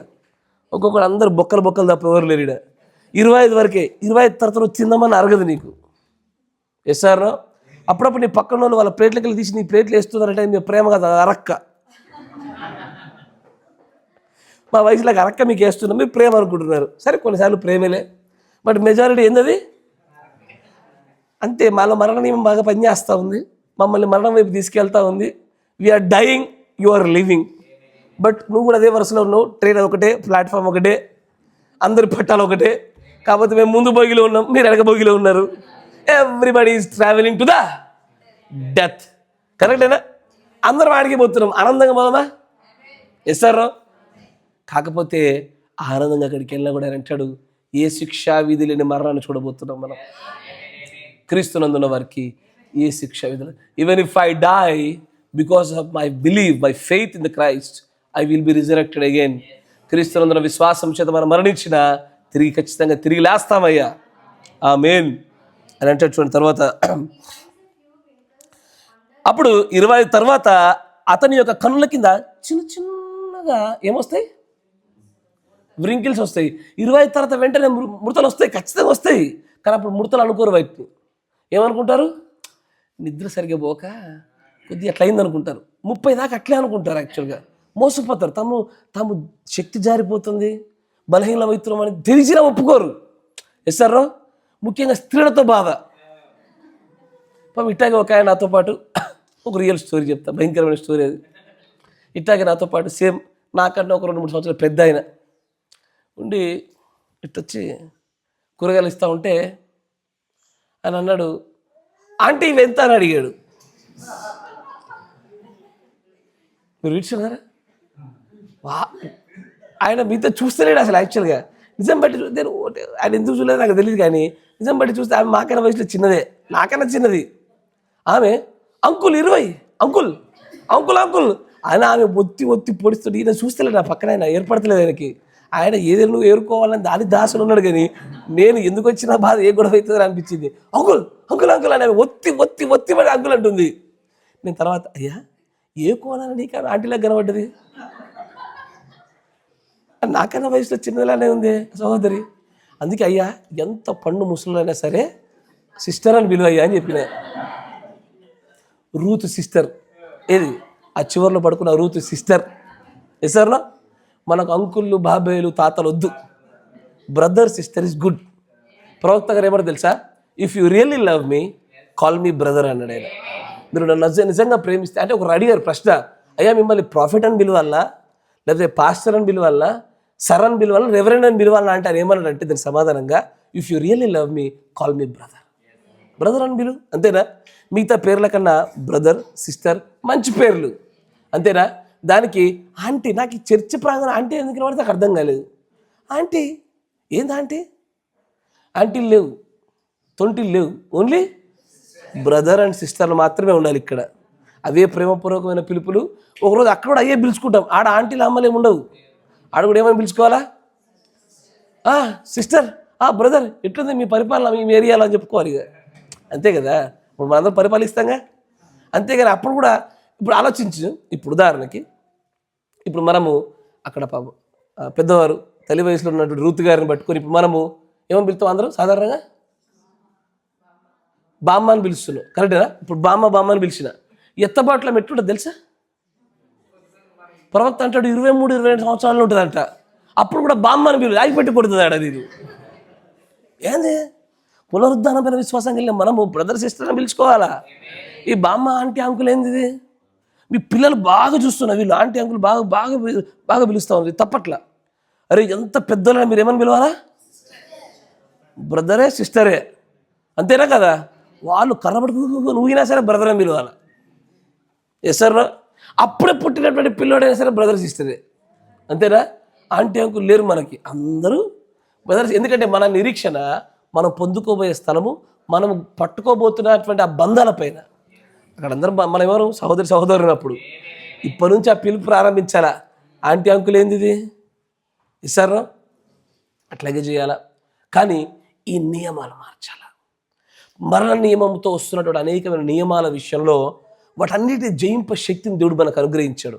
కానీ 25 తర్వాత నుంచి అందరిలో మరణం ప్రవేశించింది. అయితే ఈ మరణం ప్రవేశించినప్పుడు ఏం జరుగుతుంది? Where does this sickness is come from? ఈ అనారోగ్యం ఎక్కడి నుంచి వచ్చింది? మరణ నియమంతో పాటే. ఎస్ఆర్నో? ఒక్కోసారి అనిపించిందా, నాకు ఒకప్పుడు అసలు తలనొప్పి అంటే ఏంటో తెలియదయ్యా అన్నారు. ఎప్పుడన్నా డైలాగ్ అన్నారా? నాకు కూడా ఒకప్పుడు అసలు కాళ్ళ నొప్పి అంటే అసలు నాకు తెలియదు. అట్లా అన్న వాళ్ళందరూ నేను జోక్ చేస్తుంది తెలుసా. వీళ్ళందరూ ఊరికట్లా నొక్కించుకుంటారు కావచ్చు అనుకునేది. కానీ అర్థమవుతుంది. ఒకప్పుడు తలనొప్పి అంటే తెలీదు, ఒకప్పుడు నాకు ఇట్లా జలుబు అంటే తెలీదు, బాధలు అంటే తెలియదు అన్నట్టు అందరూ ఇప్పుడు మెల్లమెల్ల ఒక్కొక్క రోగం పరిచయం అవుతుందా అంటే దాని అర్థం ఏంటంటే డెత్ ఈజ్ గోయింగ్ స్ట్రాంగర్. మనలో ప్రవేశించిన మరణం బలపడుతుంది. జుట్టు తెల్లగా మారుతుంది, ఊడిపోతుందా? మరణం మరింత బలపడుతుంది. ముడతలు ఎక్కువైతున్నాయా? మరణం బలపడుతుంది. ప్రవక్త అంటారు డ్రూపింగ్ ద షోల్డర్. ఒకప్పుడు ఇట్టుండే షోల్డర్ ఇప్పుడు పడిపోయిందా? దాని మీనింగ్ ఏంటి? మరణం బలపడుతుంది.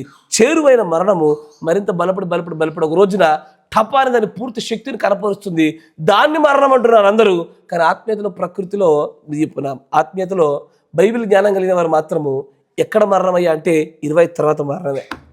ఎస్ఆర్నో? అంతేనా కదా? ఎస్ఆర్నో? అయ్యా పిల్లలు కావడానికి బెస్ట్ ఏజ్ ఎప్పుడు చెప్పండి అయ్యా? జ్ఞానం కలిగిన వాళ్ళు పిల్లలు కనడానికి మంచి ఏజ్ ఏం చెప్పాలి? యవ్వన కాలం అంటే అమ్మ గుంపు పడేసి ఎట్లాగా? ఐ నీడ్ స్పెసిఫిక్ ఏజెస్ కావాలా అయ్యా? 18 నుంచి 25 లోపలనే ఏది కన్నా.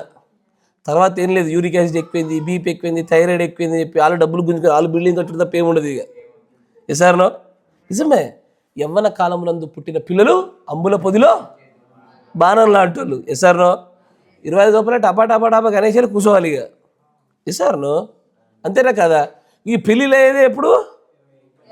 25 తర్వాత 30 మధ్యలో చేసుకుంటున్నారు. ఏది మరణంలో పెళ్ళిళ్ళు ఇవన్నీ, జీవంలో పెళ్ళిళ్ళు కావు ఇవన్నీ. మరణంలో పెళ్ళిళ్ళు, మరణమైపోతున్న వారిలో పెళ్ళిళ్ళు. ఎట్లుందంటే బాగా మరణమైనడు తక్కువ మరణమైందని చేసుకుంటున్నాడు. మీకు అర్థమైందా? అంతేనా కదా? ఎక్కువ మరణమైనడు తక్కువ మరణంగా చేసుకుంటాడు. ఇద్దరు జీవంలో జీవనం చేసుకున్నాడు కాదు ఇదంతా. స్టోరీ మార్చేశారు. నిజంగా బైబిల్ గ్రంథం ప్రతి అర్థమవుతుంటే అలాగే జరగకూడదు. ఎసార్నో? తర్వాత చూడాలని అంటాడు ప్రవక్త గారు, కొంత రంగు మారిన జుట్టు వస్తుంది నీకు, ఈ ఖచ్చితంగా రానై ఉన్నది. ఎందుకంటే మరణం నీ వెనకాలేమో పరిగెడుతూ వస్తూ ఉంది. ఎసార్నో? ఈ దినాల్లో ఏదో ఒక దినమున, ఈ దినములలో ఒక దినమున మరణము నిన్ను మింగివేయును. ఎసారు? భౌతిక మరణం ఖచ్చితంగా మింగాల్సిందే ఎప్పటికైనా సరే, కరెక్టేనా? కాబట్టి ఇజ్కి అలాగా ఇంకొక అవకాశం లభిస్తుందో మనకు తెలీదు. ఆయనకు లభించింది, మనకు కూడా లభిస్తుందని గ్యారంటీ లేదు. ఏం చేయాలా?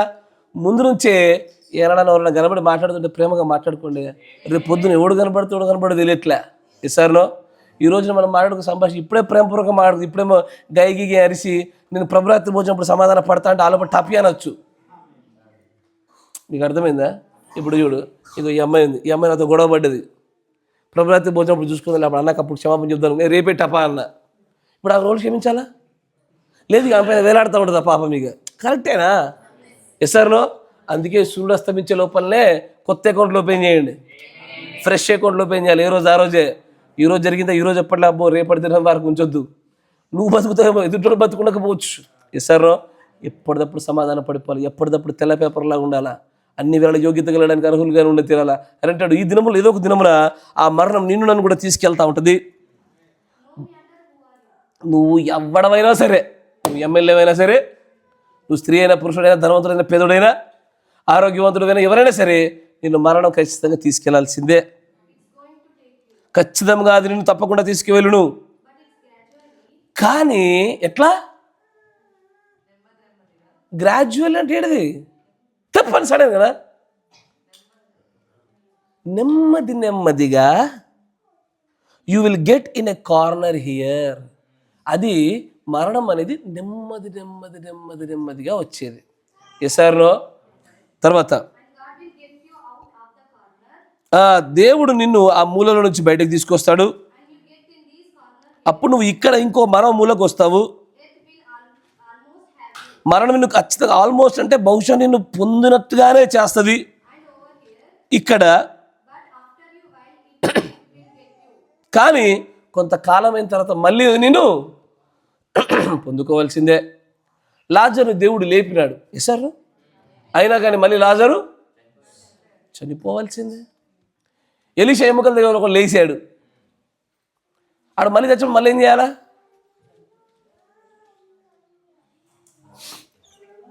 ఆలోచించండి, మనుషుల యొక్క ఆలోచన ఎట్లుంటుంది. ఇప్పుడు ఎలీషా ఎముకలు తగిలి లేచాడు, ఆడికి ఎట్లుండాలా అంటే ఇప్పుడు అదే సమాధి ఇంకొకరిని పెట్టకపోయి ఉండొచ్చు. వాళ్ళు ట్రై చేసి ఉండకపోవచ్చు. చెప్పి మనుషులు ఆలోచన చెప్పండి అయ్యా. ఇప్పుడు ఒక సమాధిలో ఎముకల దగ్గర ఒక లేచాడు, అదే సమాధి ఇంకొక ట్రై చేయరా? కానీ ఎన్నిసార్లు చేసినాడు చావాల్సింది మళ్ళీ. ఈవెన్చువల్లీ గ్రాడ్యువల్లీ నెమ్మది నెమ్మదిగా మరణం అందరినీ మింగాల్సిందే. మరణం అనేది ఇన్ఎవిటబుల్, ఇంపెండబుల్, ఖచ్చితంగా ఇంపెకబుల్ డెత్ అనేది అందరికీ రావాల్సిందే. ఇది 25 నుంచి మనలో ఆల్రెడీ పడ్డది. We all are dying. అందరిలో మరణం ఉంది. ఎస్ఆర్నో? నీ జేబులో డబ్బున లేకపోయినా మన బాడీలో మాత్రం మరణం అందరికి వచ్చేసింది. 25 తర్వాత, 25 తర్వాత అందరికీ మరణం ఆల్రెడీ మెల్లమెల్ల ప్రవేశం అవుతూ ఉంది. కానీ ప్రవక్త ఏమంటారంటే the complete toll of this process is called death in this world. ఆ మరణం యొక్క సంపూర్ణ ప్రక్రియ యొక్క అంతమే ఈ ప్రపంచ మరణంగా చూస్తుంది. కానీ మరణం అయితే ఎక్కడ జరిగింది? 25 తర్వాతే జరిగింది. ఆదాము అవ్వలు వారు భూమిలో పాతిపెట్టప్పుడు మరణం కాదు, వాళ్ళు పండు తిన్న దినానే చచ్చిపోయారు. ఈసారో ద సేమ్ కాన్సెప్ట్ మనందరికీ కూడా. తర్వాత చూడండి, అప్పుడు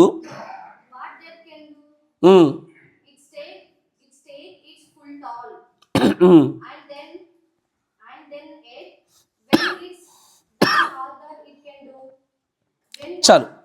మరొక కొటేషన్ చూపిస్తే 56-0121.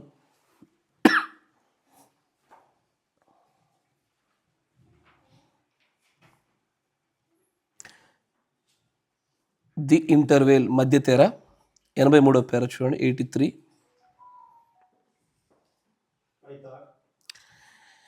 నేను ఊహించాను, ఆలోచించాను, అది నిజమైనటువంటి దేవుడు. ఓ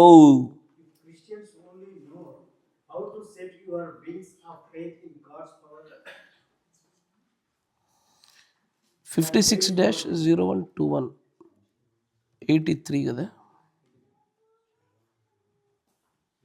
దాంట్లో చివరి పేర చూడండి, ఇన్ క్లోజింగ్లో చూడండి. In closing I will say another thing. నేను మరొక విషయాన్ని మీకు చెప్తాను. అది ఏంటంటే ఈ స్థలంలో అంతం లోపలలో ఎక్కడైతే నువ్వు నివసిస్తావో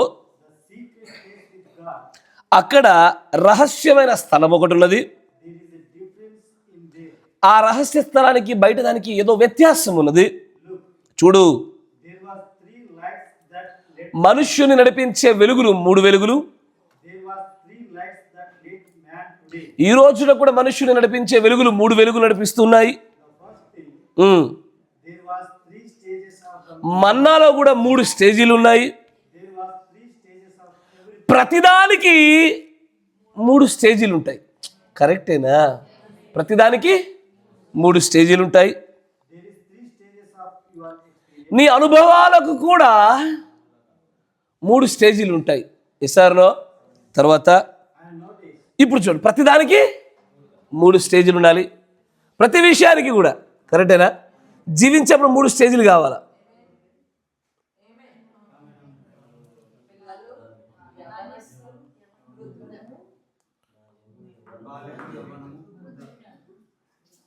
నీరు, రక్తం, ఆత్మ. జన్మించేప్పుడు అంటే అదే కదా. నేను వేరే క్వశ్చన్ అడిగానా?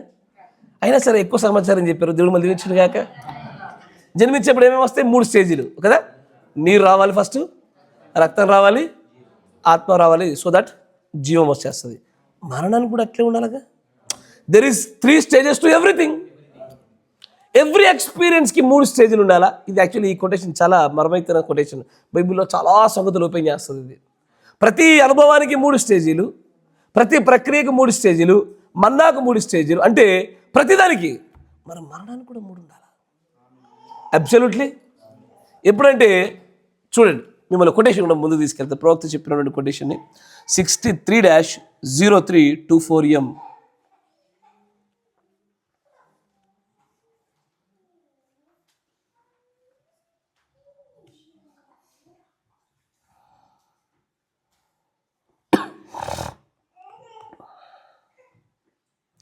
నూట 99 పేరు చూడండి. అవునండి, అది సత్యమే.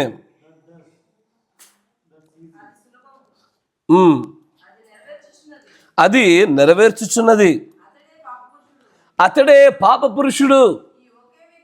ఈ ఒకే వ్యక్తి దశలు మార్చుచు గుర్రముల మీద బయలు వెళ్ళుచు చివరిగా పాండురవర్ణపు గుర్రం మీదకి ఎక్కి స్వారీ చేశాడు. దాని పేరు మృత్యువు, మరణము. కరెక్టేనా? Before he becomes death. వాడు మరణం అవ్వడానికంటే ముందు 3 దశలు ఉన్నాయి. విచ్చున్నారా? వాడు 4వ గుర్రం అనే మరణాన్ని ఎక్కడానికంటే ముందు 3 గుర్రం యొక్క 3 దశలు ఉండాలా. There is always 3 stages to everything. జీవానికి నీరు, ఆత్మ మరియు మన నీరు, రక్తము, ఆత్మ 3 ఉంటేనే జీవము ఎలా జరిగిందో మరణానికి ముందు అలాగే జరుగుద్ది. వాడు దుష్టుడు ఆత్మీయమైన సంఘంలోనికి మరణాన్ని తెచ్చేటప్పుడు అలాగే చేశాడు. కరెక్టేనా? వాడు మరణముగా మలచబడ్డానికి ముందు 3 దశల్లో వచ్చాడు. మొదటి దశ ఏంటిది? మోసము. అంటే వాడు కాని దాన్ని అయ్యున్నట్టుగా భావించుట. ఎస్ఆర్నో? కరెక్టేనా? కాని దాన్ని అయ్యున్నట్టుగా భావించు. వాడు దేవుడు కుమారుడు కాకపోయినా దేవుడు కుమారుడు అనుకుంటా. అనుకరణ, మోసము. తర్వాత యుద్ధము, పరస్పర యుద్ధము. 3వది నీతిని చేరుకోవడానికి ప్రత్యామ్నాయ మార్గాలు, నువ్విన ప్రార్థనలు. నీతిమంతులు అనిపించుకోవడానికి, పాపాలు పరిహారం పొందడానికి ఏ సప్లిమెంటరీ వే. కరెక్టేనా? ఒక ప్రత్యామ్నాయ పద్ధతి. ఈ 3 దశలు ఉంటేనే 4వ దశ అనేటువంటి ఆ మరణం అనేది పూర్తిగా నెలకొల్పబడతా ఉంటుంది. ఎస్ఆర్నో? 20 తర్వాత ఇవే ఉంటాయి మనిషి జీవితంలో, భౌతికంగా కూడా. ఎస్ఆర్నో? మీరు వింటున్నారా? మీ అంత సైలెంట్ గుంపులు ఎప్పుడు చూడలేదు నేను. యాక్చువల్గా నిజంగా చెప్తున్నా. ఆ కాల్జాపులు కూర్చున్నాడు ఏందో, ఇళ్లలో కూర్చున్నట్టు, చర్చిలల్లో ఒక నిశ్శబ్దమైనటువంటి ఆ పరిస్థితి ఏందో. స్కూల్లో పిల్లలు కూడా ఎంత సైలెంట్గా విన్నారు. మీలాంటి పిల్లలు ప్రతి స్కూల్లో టీచర్కి అనుగ్రహించబడును గాక. అల్లరి లేకుండా క్లాసులు నడుస్తాయి ఆడ. ఓ మాట వింటున్నప్పుడు మీ మొహల ఆసక్తి కనబడుతుంది. అప్పుడప్పుడు కొద్దిగా శబ్దాలు కూడా వస్తే బాగుంటుంది. ఎస్ఆర్నో? అంతేనా కదా? మరి ఇంత నిశ్చలం వద్దయ్యా. మీరు సాధారణంగా భోజనాలు చేసేటప్పుడు సౌండ్ ఉంటుంది చూడండి, ముఖ్యంగా ఆడోళ్ళ వైపు గుయ్ గుయ్ గుయ్ గుయ్ గుయ్ గుయ్ గుయ్ గుయ్ గుయ్. ఆ చేపల మార్కెట్ ఉన్నట్టే ఉంటుంది. పురుషులను కొద్దిగా పర్వాలే, ఒక అర్థవంతంగా ఉంటుంది. అదే గుయ్ గుయ్ గుయ్ గుయ్. యాక్చువల్ అంత గొప్ప శబ్దం ఎక్కడ కావాలంటాడు ప్రవక్త? Where there is a Jesus there will be sound produced. క్రీస్తు వెళ్తున్న ప్రతి చోట జనసమూహంలో గొప్ప శబ్దం చేసేయట. క్రీస్తు మన దగ్గర ఉండి ఏం చేయాలా? శబ్దమే ఉండాలి. ఏ శబ్దము? ఆరాధించే శబ్దం ఉండాలి. Praise the Lord. అయితే ఇప్పుడు మరణానికి ముందు కూడా ఈ 3 దశలు మనలో కూడా ఉంటాయి. 25 తర్వాత ఏమవుతుందో తెలుసా? నువ్వు ఏది కాదు అదనుకుంటావు. కరెక్టేనా? 25 తర్వాత నువ్వు ఏమనుకుంటావు? ఇంకా తోపు అనుకుంటావు, కానీ తోపు కాదు నువ్వు. ఎస్ఆర్లో అరే 7 ముద్రల గుండానే సమస్తాన్ని చూడగల కనులు రావాలా మనకి. Every minor topic to a major doctrine, ప్రతిది కూడా 7 ముద్రల గుండా చూడడం అనే కళ్ళు దొరబడితే ఇట్లా దొరుకుతుంది. ఇప్పుడు మరణానికి కూడా ముందు 3 స్టేజీలు. 25 నుంచి మరణం వస్తుంది. 25లో మనకు కనబడేది ఏంది? మనం టప్పయ్యే మరణించే లోపల మనం ఏది కామాదో అదనుకుంటాము. కరెక్టేనా? మనం ఇంకా ఎవరొస్తాం అనుకుంటాము, కానీ కాదు, మనం అప్పటికే అంకులం ఆంటీలం అయిపోయినాం. సార్. రెండోది యుద్ధము. ఎక్కడ జరుగుద్ది? ఇది దేహంలో జరుగుద్ది. ఏమని? ఆరోగ్యకరమైన నీ దేహంలో అనారోగ్యంతో యుద్ధం జరుగుద్ది. మెల్లమెల్ల ఒక్కోటి స్టార్ట్ అవుతుంది. కరెక్టేనా? కొంతమందికి టప్పి అని బీపీలు షుగర్లు వస్తాయి, కొంతమందికి సైనసైటిస్ హెడేక్లు వస్తాయి. సార్లో కరెక్టేనా? యుద్ధం స్టార్ట్ అవుద్ది. మూడోది ఏంటిది? సప్లిమెంటరీ వే. సార్లో అప్పటి నుంచి ఏం చేస్తాము? ఆరోగ్యవంతులు అవ్వడానికి ఏం చేస్తాము? ఇక ఆరోగ్యం లేదు, దేవుడు ఎట్లాగో మరణం వైపు తీసుకెళ్తా ఉన్నాడు, కానీ అయినను సరే ఏదో ఆరోగ్యం రావాలి కొనుక్కుంటాం. ఏం కొంటామయ్యా? ఆడెవడో నవీన ప్రార్థనలు కొన్నట్టుగా సప్లిమెంటరీలు కొనుక్కుంటాం. మల్టీవిటమిన్ టాబ్లెట్లు, ఆరోగ్యకరమైన ఫుడ్లని. సార్ ఏదో సప్లిమెంటరీ వేలు వాడు నవీన ప్రార్థనలు కొన్నట్టు మన ఆరోగ్యం కొనడానికి డాక్టర్ల దగ్గర, వాళ్ళ దగ్గర, వీళ్ళ దగ్గర మందులు మసాలాలు కొంటాం. కరెక్టేనా? But finally the impending death will come. అంతేనా?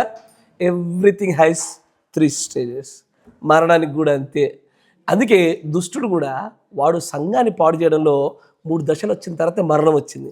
జీవం ఉత్పత్తి అయ్యేటప్పుడు 3 దశలు వచ్చాక జీవం ఉత్పత్తి అవుతుంది. అట్లాగే ఇప్పుడు చూస్తే 7 ముద్రల కోణం కూడా చూసినప్పుడు 25 తర్వాత మనలో జరిగేది అదే. 25 తర్వాత ప్రతి ఒక్కరు యవనస్తులు అనుకుంటాడు, కానీ శక్తి నిరసించిపోయింది, మన బలం ఉడికిపోతూ ఉంది, మనం మిగిలిన యవనస్తులతో కంపీట్ చేయలేమన్న సంగతి మెల్లమెల్ల అర్థమైపోతుంది. కానీ అప్పుడప్పుడు కొన్నిసార్లు ఏం చేస్తాము? మన కాందాన్ని అవునందన్నట్టుగా ప్రవర్తిస్తూ ఉంటాము. మొదటి ముద్ర జరుగుతుంది. రెండవ ముద్ర ఏది? బాడీలో చెప్తుంది ఏమని? లేదు ఆగిగా యూరిక్ యాసిడ్ ఎక్కువ కూర్చోంటుంది. అది ఆల్రెడీ యుద్ధం ప్రారంభమైపోయింది అంతరంగంగా. తర్వాత ఏదో సప్లిమెంటరీ వేలో దేవుడు మరణం అని చెప్పినా ఇంకా జీవాన్ని కొనుక్కునే ప్రయత్నం చేస్తాం. ఇప్పుడంటే మనం కొనుక్కుంటున్నాం, కానీ ఒకప్పుడు ఇట్లా జరిగినా దేవుడు మరణం అంటే మరణ దిశగా అడుగులు వేశారు. ఇప్పుడు పెరిగిన టెక్నాలజీ సైన్స్ ప్రకారంగా we are trying to get a supplementary way, we are trying to buy the life. వాళ్ళు అట్లాగే చేశారు. 3వ ముద్రలో కూడా వాళ్ళు కూడా జీవాన్ని ఆశీర్వాదాలు కొనుక్కునే ప్రయత్నం చేశారు. బట్ ఫైనల్లీ పేల్ హార్స్ అనేది అది ఆత్మీయంగా, ఇది భౌతికంగా ప్రతి ఒక్కరు కూడా ఈ మరణాన్ని రుచి చూడవలసిందే. ఎసార్నో మీరందరూ మరణానికి సిద్ధమేనా? ఎంతమంది కావాలి మరణము? అడకపోయినా వస్తుంది, అది డోంట్ వరీ. అది అన్ఇన్వైటెడ్ గెస్ట్స్, ఆహ్వానించని అతిథి. అంతేనా? God bless you. దేవుడు మంది ఇచ్చింది గాక. మిగిలిన సంగతుల్ని తర్వాత దేవుడు అనుగ్రహించి చూస్తూ ముందుకు సాగిపోదాం.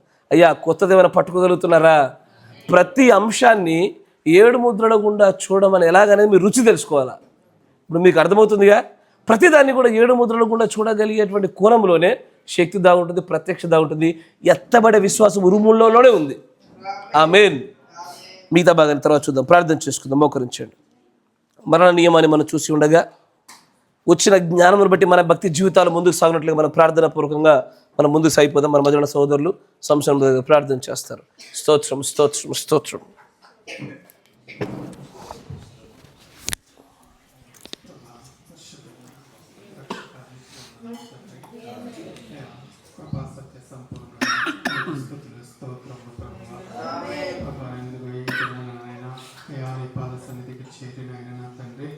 ఇదిగో నీ వాక్యములు వినే కృపనిచ్చినందుకు వందనాలు ప్రభువా. ప్రభువైనా మహోన్నతుడైన నిన్ను ఆరాధించే భాగ్యాన్ని మాకు అనుగ్రహించినందుకు స్తోత్రములు. ప్రభువైన నా తండ్రి, అయ్యా నీవు నీ దాసుని నిలబెట్టి ప్రభువైనా అయ్యా ఇదిగో మరణం యొక్క నియమముల గురించి నువ్వు మాట్లాడినందుకు వందనాలు. అయ్యా మా మధ్య నీవు ప్రభువైనా చేతులు సహోదరులు ప్రభావైనా తండ్రి ఇదిగో సమాధానకరమైనటువంటి స్థలములలో నీకు ప్రభా చేర్చబడి ఉండగా ప్రభావైనా తండ్రి ఇదిగో ఆ సహోదరుడు ఎడల నీ కృపను బట్టి ఆయన నీ ఎన్నిక నీ ఏర్పాటును బట్టి కృతజ్ఞతలు నాయన ఎదిరించుటకు ముందుగా ప్రభువా తను కలిగి ఉన్నటువంటి ఆ చక్కటి సిద్ధపాటుని కృప వలన కలిగి ఉన్నది తండ్రి. అయా ఆ యొక్క గృహ కూటమును బట్టి ప్రభువనైనా అయ్యా నీ దాసుడితో ప్రభువనైనా తండ్రి సమాధాన పడ నిమిత్తమైనటువంటి సంగతులను బట్టి అయ్యా అనుకుని చేయలేదు కానీ నాయన తండ్రి నీ కృప ద్వారా నీ కుమారుడిని సమకూర్చున్నాడు ప్రభువనైనా తండ్రి నీ కృప నిజముగా ఐశ్వర్యము కంటే నువ్వు గొప్పది నా ప్రభువనైనా ఆ సంగతులు మేము ఊహించలేము కొనలేము ఏర్పాటు చేసుకోలేము కానీ దేవాలైనా మేము అనుకోని రీతిగా నీవే మాకు సమకూర్చుండే దేవుడు దేవాలైనా మా అందరి జీవితములు కూడా అయ్యా ఆ చివరి దినములు అట్టి కృపతో నిండాలని దేవాలైనా అసమాధానముతో ప్రభువనైనా మేము వెళ్ళక ఓ ప్రభానైనా సమాధాన పరచబడిన వారిపై ఉంది అయ్యా సర్వోన్నత స్థలములలో ప్రభానైనా అయ్యా ఆనంద భరితులమని ఎదుర్కొని ఇష్టపడుతున్నాము నా తండ్రి. అలాగనే ప్రభానైనా ఇదిగో మరణ నియమము గురించి మేము విని ఉన్నాము ప్రభువా. అయ్యా ఎప్పుడైతే ప్రభానైనా ఆ ఫలమును ప్రభా తినవద్దన్న దానిని తిని ఉన్నదో ప్రభువా అయ్యా అదిగో అప్పుడే మరణము ప్రవేశించి ఉన్నది ప్రభువా. అయ్యా మరణము ప్రభానైనా చిన్న చిన్నగా ఎదుగుతూ ప్రభానైనా సుమారుగా 1000 సంవత్సరముల వారిలో వృద్ధి చెంది ఉన్నది ప్రభువా. అయ్యా అదిగో మాలో అయితే నాయన నా తండ్రి ఇదిగో ప్రభువా అయ్యా 20-30 సంవత్సరములకి అది దాని కార్యాన్ని సంపూర్తి చేస్తూ ఉంటుంది ప్రభువా. అయ్యా 25 సంవత్సరములు నిండిన తర్వాత ప్రభా అయ్యా మరణము ప్రతి వ్యక్తిలోనూ ప్రభా కార్యము చేస్తూ ఉంటున్నది ప్రభా. అయ్యా నేను ఆ మరణము ఎలాగో గుర్తుపట్టాలో ప్రభా నేను దాని సూచనని ప్రవక్త మాట్లాడి ఉన్నాడు. ఓ ప్రభా నేను అదిగో చుట్టూ తెలబడము కళ్ళ కింద ప్రభా నేను మృతులు రావడము అయ్యా ఆహారం అరగకపోవడము అనేకమైనటువంటి అనారోగ్య సమస్యల ప్రభా కనపడము ప్రభా ఆయన ఇవన్నీ మరణం యొక్క సూచనలే ఉన్నవి. అయ్యా ఆ మరణము ప్రతి ఒక్కరిలోనూ మెల్లమెల్లగా ఎదుగుతూ ఉంటున్నది ప్రభా. అయ్యా మరణములకు ఎవరును ప్రభా అతిథులు లేరు ప్రభా. అయ్యా ప్రతి ఒక్కరును ప్రభా ఆ ద్వారము కూడా ప్రవేశించవలసింది కానీ తండ్రి తిరిగి జన్మించిన వారికైతే ప్రభువనైనా మరణము ప్రభా మహిమలను చేర్చే గొప్ప ద్వారమై ఉన్నది ప్రభా. నిజముగానే అన్న తండ్రి ఇదిగో మరణము ప్రభువైన యేసుక్రీస్తు నందు ఉన్న వారికి గొప్ప భాగ్యమే ప్రభువా. అది కాలమున తెరను దాటుకొని ప్రభువనైనా అయ్యా నిత్యత్వములోనికి చేర్చే అయా ద్వారము సాధనమై ఉంటున్నది ప్రభువా. నిజముగా నీ పిల్లల ప్రభువనైనా మరణ విషయంలో భయపడినటువంటి వారే ఉంటున్నారు ప్రభువా. ప్రభువనైనా పౌలు గారైతే ప్రభువనైనా తను అంటున్నాడు ఓ సమాధి నీ విజయం ఎక్కడ, ఓ మరణమా నీ ముళ్ళు ఎక్కడని ప్రభువనైనా ఓ దేవా నిజముగానైనా తండ్రి ప్రభా విజయమందు ప్రభువనైనా అయ్యా నేను మరణము మృంగి వేయబడి ఉన్నది ప్రభువా. తండ్రి ఇదిగో నిజముగా ఆ విజయాన్ని కలిగిన ప్రజలమే ఉండుటకు సహాయం చేయండి. ఆ ప్రత్యక్షత కలిగిన జనులమే ఉండుటకు సహాయం చేయండి ప్రభువా. అయ్యా తండ్రి అనేక అపోస్తలుల ప్రభువనైనా ఈ యొక్క వాక్యము నిమిత్తము స్వార్థ నిమిత్తము వారి ప్రాణముల పెట్టుటకు విధి చేయనటువంటి ప్రజలు ఉన్నారు ప్రభువా. వారి నిజముగా మరణానికి భయపడలేదు నాయన తండ్రి. అయ్యా ఎక్కడ చిన్ని క్షణము కూడా నాయన తండ్రి అయ్యా మరణ విషయంలో చింతలేని ప్రజలుగా అయ్యా మరణ విషయంలో భయమలేని ప్రజలుగానైనా నిజముగానైనా తండ్రి అయ్యా ఏ ఒక్కరును దాని నుండి తప్పించుకొని లేరు కానీ అయ్యా నీ పిల్లల మాత్రము ఆ మరణం ముందు ఆనందించే ప్రజలు అయ్యా నిజముగానైనా తండ్రి మరణం యొక్క భయములు మమ్మల్ని విడిచిపోవడానికి సహాయం చేయండి అయ్యా మరణం గురించిన ప్రత్యక్షతలను మాకు ఇంకొన అనుగ్రహించు ప్రభువా. అయ్యా దాని గురించిన జ్ఞానము అవగాహన మేము కలిగి ఉండి ప్రభువనైనా అయ్యా నైనా తండ్రిగో ఎప్పుడు ప్రభువనైనా మరణము మమ్మల్ని ఎదుర్కొనడానికి వచ్చి ఉన్నాను ఓ ప్రభువనైనా మేము ప్రభా విశ్వాసముతో దాన్ని ఎదుర్కొనే ప్రజలమే ఉండాలి నైనా. ఆ విధంగా మమ్మల్ని నడిపించమని నైనా తండ్రి చెప్పబడిన విషయాల్లో ప్రభువనైనా తండ్రి మేము జ్ఞానము కలిగి ప్రభువా సుబుద్ధి కలిగి వివేకము కలిగి నైనా తండ్రి అయ్యా మరణ విషయంలో ప్రతి అపోహలను మేము పోగొట్టుకుని నైనా అయ్యా అవగాహన కలిగి ప్రభువనైనా మేము జీవించడానికి సహాయం చేయండి నైనా. అయ్యా నిజముగానైనా తండ్రి ప్రభువా అయ్యా నైనా పాతి పెట్టుడు కొరకునైనా అక్కడ అబ్రహాము నైనా చాలా విషయమే స్థలము కొని ఉన్నాడు ప్రభువా. అయ్యా నిజముగానైనా అయ్యా సహోదరుడయ్యా ఆ ప్రభా తన భార్యతో మాట్లాడిన ఆ మాటల్లో ప్రభువనైనా పరిశుద్ధులందరూ ప్రభు ఒక స్థలములో పెట్టబడుట ఓ ప్రభా నిజముగా ఆ ఒక్క స్థలములోనే అధికమైన పునరుత్థానము జరుగుట ప్రభువా గొప్ప భాగ్యము. పునరుత్థానము చెందే ఆ జనుల మధ్య ప్రభువనైనా భౌతికమైన దేహాలు పెట్టబడుట గొప్ప భాగ్యము నాయన. సహోదరుడు దాన్ని కోరుకుని ఉన్నాడు కానీ ప్రభువా అయ్యా లేకపోయి ఉన్నాడు అయ్యా. అయితే నేను పునరుద్ధారములో ప్రభువనైనా తప్పక సహోదరుడు మాతో ఉంటాడు. మేము సహోదరుడితో మేము ఉంటాము.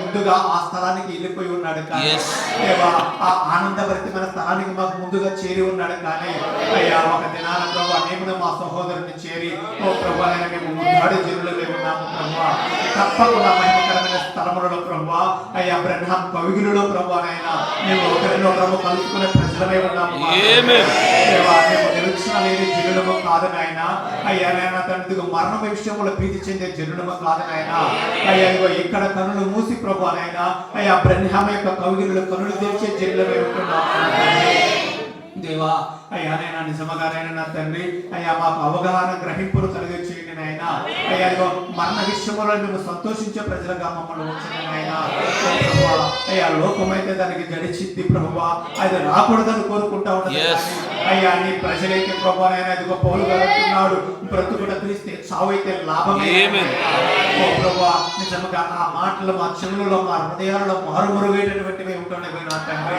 అయ్యా నైనా నిజముగానైనా అయ్యా ఆ ఆది అపోస్తుల యొక్క ప్రత్యక్షత ఆ ఆది అపోస్తుల యొక్క విశ్వాసము నాయన నా తండ్రి ఈ కాలం యొక్క వర్తమానికులు ఆవలిగట్టుకు చూసినటువంటి ఆ సంగతుల యొక్క బయలుపాట మా హృదయంలో నిలిచి ఉండాలి ప్రభువా అయ్యా మమ్మల్ని అనుగ్రహించమని ప్రార్థిస్తూ అయ్యా అత్యంత అల్పులు వీరుడమైన మమ్మల్ని జ్ఞాపకం చేసుకోండి ప్రభువా అయ్యా నాయన నా తండ్రి కనివిప్పును కలుగు చేయండి నాయన నిజంగా సహోదరుడు చనిపోయినప్పుడు ఎంతో మంది వేడుస్తున్నాడు కానీ ప్రభువా అయ్యా నాయన తండ్రిదిగో విశ్వాస సంబంధమైన హృదయం అయితే అయ్యా మహిమకరమైన సంగతులు చూస్తూ ఉంటున్నది అయ్యా ఎంత చక్కగా నిద్రించి ఉన్నాడు ప్రభువా అయ్యా దుర్దినములు చూడక ప్రభువా ఆయన నీతివంతుడు కొనిపోబడి ఉన్నాడు ప్రభువా అయ్యా అతను తండ్రి పరిశుద్ధులతో ప్రభువా ఎంతో అద్భుతమైనటువంటి సంభాషణలో ఉంటూ ఉన్నాడు ప్రభువా అనేకమైన గొప్ప సంగతులు ప్రభువా సహోదరుడు వింటూ ఉన్నాడు ప్రభువా అయ్యా గొప్ప సాక్షి సమూహము ఆ సహోదరుడు చుట్టూ చేరి ఉన్నప్పుడు ప్రభువా ఆ సహోదరుడికి ఆనందము ప్రభువా ఇది కదా నేను చూడబోరి ఉన్నది ఇది కదా నేను చేరవలసిన స్థలము నా జీవితం అంటే దీని వరకే కదా నేను ఆశపడి ఉన్నది ఇక్కడ ఏడుపుల సహోదరుడికి పట్టట్లేదు ఇక్కడ జనముల యొక్క కదలికల సహోదరుడికి పట్టట్లేదు ప్రభువా ఆ సహోదరుడు మరొక సంగతులు చూస్తూ ఉన్నాడు మరొక సంగతులు వింటూ ఉన్నాడు మరొక పరిమాణంలో ఉన్నాడు ప్రభువా నిజముగా ఆనంద తైలాభిషేకము చేత సహోదరుడు నింపబడి ఉన్నాడు ప్రభువైనా చక్కటి వస్త్రముల సహోదరుడికి ఇవ్వబడి ఉన్నది ప్రభువా కార్యముల ప్రభువా అయ్యా చూడముచ్చటే నా సంగతులను బట్టి ప్రభువా అయ్యా నేను మా హృదయము దప్పికు గురిన ఆ సంగతులను బట్టి నిజముగా అయ్యా ఆ స్థలములోనికి అడిగినాడు ప్రభువా అయ్యా నేను తండ్రి ప్రభువైనా అయ్యా అయ్యా నా తండ్రి ప్రభువైనా ఆ యొక్క హోపు సహోదరు అనుకుంటా ప్రభువైనా అయ్యా నేను తన మరణించి ప్రభువైనా ఇదిగో కొనిపోతున్నప్పుడు ప్రభా నీ ప్రవక్త యొక్క ప్రార్థన విని తిరిగి ప్రభా దేవునికి ప్రవేశపెట్టినప్పుడు నువ్వు ఎదుగులాగా ప్రార్థన చేసి ఉన్నావు నేను సంతోషమైన స్థలంలోకి కొనుక్కోబడుతూ ఉన్నాను అక్కడ దుఃఖం లేదని ప్రభువైనా దాని గురించి చిన్న మాటలు సాక్ష్యం ఇచ్చి ఉన్నది ప్రభా ప్రభువైనా ఆమె తిరిగి వచ్చేటప్పుడు ప్రభా ఎంతో ప్రేమించిన తన భర్తను కలుసుకోవడానికి కూడా ఇష్టపడలేదు ప్రభా అయ్యా నిజముగా ఈ లోక సంగతులన్నిటినీ మరిపించేటటువంటి సంగతులు అవి ప్రభువా అయ్యా ఇక్కడ అనురాగాలను సైతం కూడా మరిపించేటటువంటి అద్భుతమైన అనురాగాలు అయ్యా అది మహిమకరమైనటువంటి స్థలమునైనా అది ఊహించలేము అయ్యా దాని గురించి మేము పాటల్లో పాడలేము ప్రభువా అయ్యా దాని గురించి మేము మాట్లాడలేము ప్రభువా అది మా మాటలకు మించినటువంటి సంగతులతో ప్రభు నిండి ఉన్నది ఓ ప్రభువైనా తండ్రి అది వర్ణించలేని సంగతులతో నిండి ఉన్నది ప్రభువా అది మర్మయుక్తమైనటువంటి సంగతులతో నిండి ఉన్నది ప్రభువా పౌలు గారు కూడా ప్రభువైనా అటువంటి స్థలములు చూసి ప్రభువైనా అయ్యా దాని గురించి వివరించలేకపోయి ఉన్నాడు ప్రభువా నిజంగా స్థలంలోకి మేమందరము వెళ్ళగోరేటువంటి స్థలమై ఉండగా దాని కొరకు ప్రభు మమ్మల్ని అందరినీ ప్రభునైనా సిద్ధపరచమని వేడుకుంటూ ఓ ప్రభు ఈ చిన్ని ప్రార్థననైనా నా తండ్రి అలాగే మా జీవితాలను మా ప్రాణాత్మలను ప్రభువా అయ్యా నాయన మా విశ్వాసపు మార్గాలను ప్రభువైనా అయ్యా అదిగో మా గమ్యాలను ప్రభువైనా మా గురువులను ప్రభువా నీ రక్తం కింద పెడుతూ నీ చిత్తానికి అప్పచెప్పచ్చు అయ్యా నువ్వు మా విషయంలో ఏ గురి గమ్యాలను నిర్ణయించి ఉన్నావో నీ కృపలో యేసు క్రీస్తులో అయ్యా అదే మాకు అనుగ్రహించమని వేడుకుంటూ ప్రభువైన యేసు క్రీస్తు నామమున ప్రార్థించడానికి వేడుకుంటున్నాము. పరిశుద్ధుడా మహోన్నతుడా కృపా కనికరము కలిగిన దేవానికి స్తుతులు స్తోత్రాలు చెల్లిస్తా ఉన్నాం నాయన. ఆత్మీయ ప్రపంచంలో ఉన్నటువంటి చట్టాల విషయంలో మరణ నియమమును గురించి ప్రభు మాట్లాడుకున్న నువ్వు ఇచ్చిన ప్రత్యక్షతను బట్టి నీకు వందనాలు. మరణమును ప్రభు ఈ లోకం ఎలాగూ చూచుచున్నదో నీ వాక్యం ఎలాగూ చూపించుచున్నదో ఆయనను ఆ మరణ నియమం గుండా వచ్చుచున్నటువంటి ఏ యొక్క శిక్ష కూడా నీ ప్రియమైనటువంటి పిల్లలకు ప్రభు వర్తించదును సెలవిచ్చిన గొప్ప మాటను బట్టి నీకు వందనాలు. ఆ వాగ్దానమునకును మేమును ఆ సమయలు బదులు యొక్క కుటుంబమును సమూయేలు గారును ప్రతి ఒక్కరు కూడా ప్రభు ఈ వాగ్దానానికి వారసులై ఉండగా నీ కృపలో జ్ఞాపకం చేసుకోమని ప్రార్థిస్తా ఉన్నా. ఆ కుటుంబానికి నువ్వు ఆదరణగాను ప్రభు, ఆ తండ్రి లేని కుటుంబానికి నువ్వు పరమ తండ్రి గాను ప్రభు, భర్త లేనటువంటి ఆ కుటుంబానికి ప్రభు పరమ భర్తగా ఉండమని ప్రార్థిస్తా ఉన్నా. ఆదరణను సమాధానము దయచేయమనియు, శాంతికరమైనటువంటి స్థలములలో వారిని నిలబెట్టమనియు, నీ చిత్త ప్రకారమే సమస్తము వారి కుటుంబాన్ని నెరవేర్పు జరిగించమని ప్రార్థిస్తా ఉన్నాం. నాయన నిజముగానే ప్రభు మరణంలో కూడా 3 దశలు ఉండగా ఆ దశలలో ప్రభు మేము ముందుకు సాగుచూ ఉండగా భౌతికముగా ఈ మానవాళికి పెట్టబడినటువంటి ఈ శిక్షా విధిలో నాయన మేమందరం ఖచ్చితంగా మరణాన్ని రుచి చూడవలసిందే. దానికి మేము ఎంత మాత్రము భయపడలేదు నాయన. అది నువ్వు నిర్ణయించిన సమయంలోనే అది జరుగును. ఏ మనుష్యులు ప్రభా అది ఆలోచించిన సమయంలో కానీ ఇదిగో మేము చేస్తామని వారు అనుకుంటున్నప్పుడు కానీ అది జరగదు నాయన. నీవు నిర్ణయించిన గడియలోనే అది జరుగును గనుక నాయన ఆ నిర్ణయించబడినటువంటి ఆ గడియకు మునిపే నీ ప్రియమైనటువంటి పిల్లలను ప్రభా నీ లేఖనాల ప్రకారంగా నీ చట్టాల ప్రకారముగా నువ్వు ముందుగానే సిద్ధపరచుచున్నటువంటి నీ అద్భుతమైన ప్రణాళికను నీ ప్రియమైన కుమారుడులను నెరవేర్పు జరిగించడానికానే మేము చూస్తూ ఉన్నాము. ఆయనలో ఎలాగూ జరిగిను మాలో కూడా ప్రభా అలాగే నువ్వు జరిగించనై ఉన్నావు కనుక ఆయన నువ్వు ఎన్నుకునేటువంటి ప్రజలను ఆ యొక్క వాగ్దాన దేశంలో చేర్చుటకు నువ్వు సమర్థులవై ఉన్నావని, ఒకవేళ నువ్వు అలాగూ చేర్చకపోతే ఆయన దేవుడే కాదని నీ ప్రవక్త ద్వారా నువ్వు సెలవిచ్చిన ఆ మాట మాకు ఎంతగానో నమ్మకాన్ని బలాన్ని దయచేస్తా ఉన్నది. మమ్మల్ని పరిపూర్ణంగా చేస్తావనియు, నీ స్వరూప్యతలోనికి సమానమైన సారూప్యత మమ్మల్ని నడిపిస్తావనియు, నీవు ఉత్పత్తి చేయాలనుకున్నటువంటి ఆ సహోదర ప్రేమల్ని ఈ చిన్న సమూహంలో ఉత్పత్తి చేయించమని ప్రార్థిస్తా ఉన్నాము. ఆయన ఈ లోకంలో ఉండేటువంటి ఈ భౌతికమైన రక్త సంబంధికుల కన్నా క్రీస్తు రక్తం వలనైనటువంటి ఈ రక్త సంబంధికులే గొప్పవారనియు, ప్రేమలు కలిగిన వారనియు, ఒకరి భారంలో ఒకరు మోసుకుని వారనియు, నువ్వు దేనినైతే సాక్ష్యముగా ఈ భూమి మీద పెట్టాలని ఆశపడితివో, ఏ ప్రేమల గుండానైతే నీ పిల్లలు నీ శిష్యులు అనబడతారని సెలవిచ్చుంటివో ఆ గొప్ప ప్రేమలను ఈ యొక్క బంధములో నీ ఆత్మ వలన కలిగేటువంటి ఐక్యతను ఏర్పాటు చేయించమని ప్రార్థిస్తా ఉన్నావు. నువ్వు మా పైన అలాంటి ఆత్మను కుమ్మరిస్తేనే అది సాధ్యమగును కనుక తండ్రి నువ్వు కార్యము జరిగింపచేయము. ఇది నీ సంఘము నాయన. ఈ సంఘం గుండా నీ నామానికి ఘనత రావాలి ప్రభా. ఇక్కడ ఉత్పత్తి అయ్యేటువంటి ప్రతి మంచి సాక్ష్యము నీదే తండ్రి యేసయ్యా. ఇక్కడ నాయన అసంపూర్ణమైన ప్రతి సాక్ష్యము మా పొరపాట్ల వల్ల జరిగిందే కానీ ప్రతి మంచి సాక్ష్యములకు నాయన కేవలం అర్హుడు నీవై ఉన్నావయ్యా. కనికరము చూపమని, నీవే నిర్మాణము చేయమని, ఆ మంచి బలములతో కూడుకున్నటువంటి ఆ ఆత్మబంధములోనికి గొప్ప సాక్ష్యం ఉత్పత్తి అయ్యే రీతిలో ప్రతి ఒక్కరి సాధకాలుగా మీరు వాడమని ప్రభు అయిన యేసుక్రీస్తు నామములో ప్రార్థన చేయుచున్నాము. ఆమేన్. God bless you. దేవుడు మిమ్మల్ని అందరూ కూడా దీవించును గాక.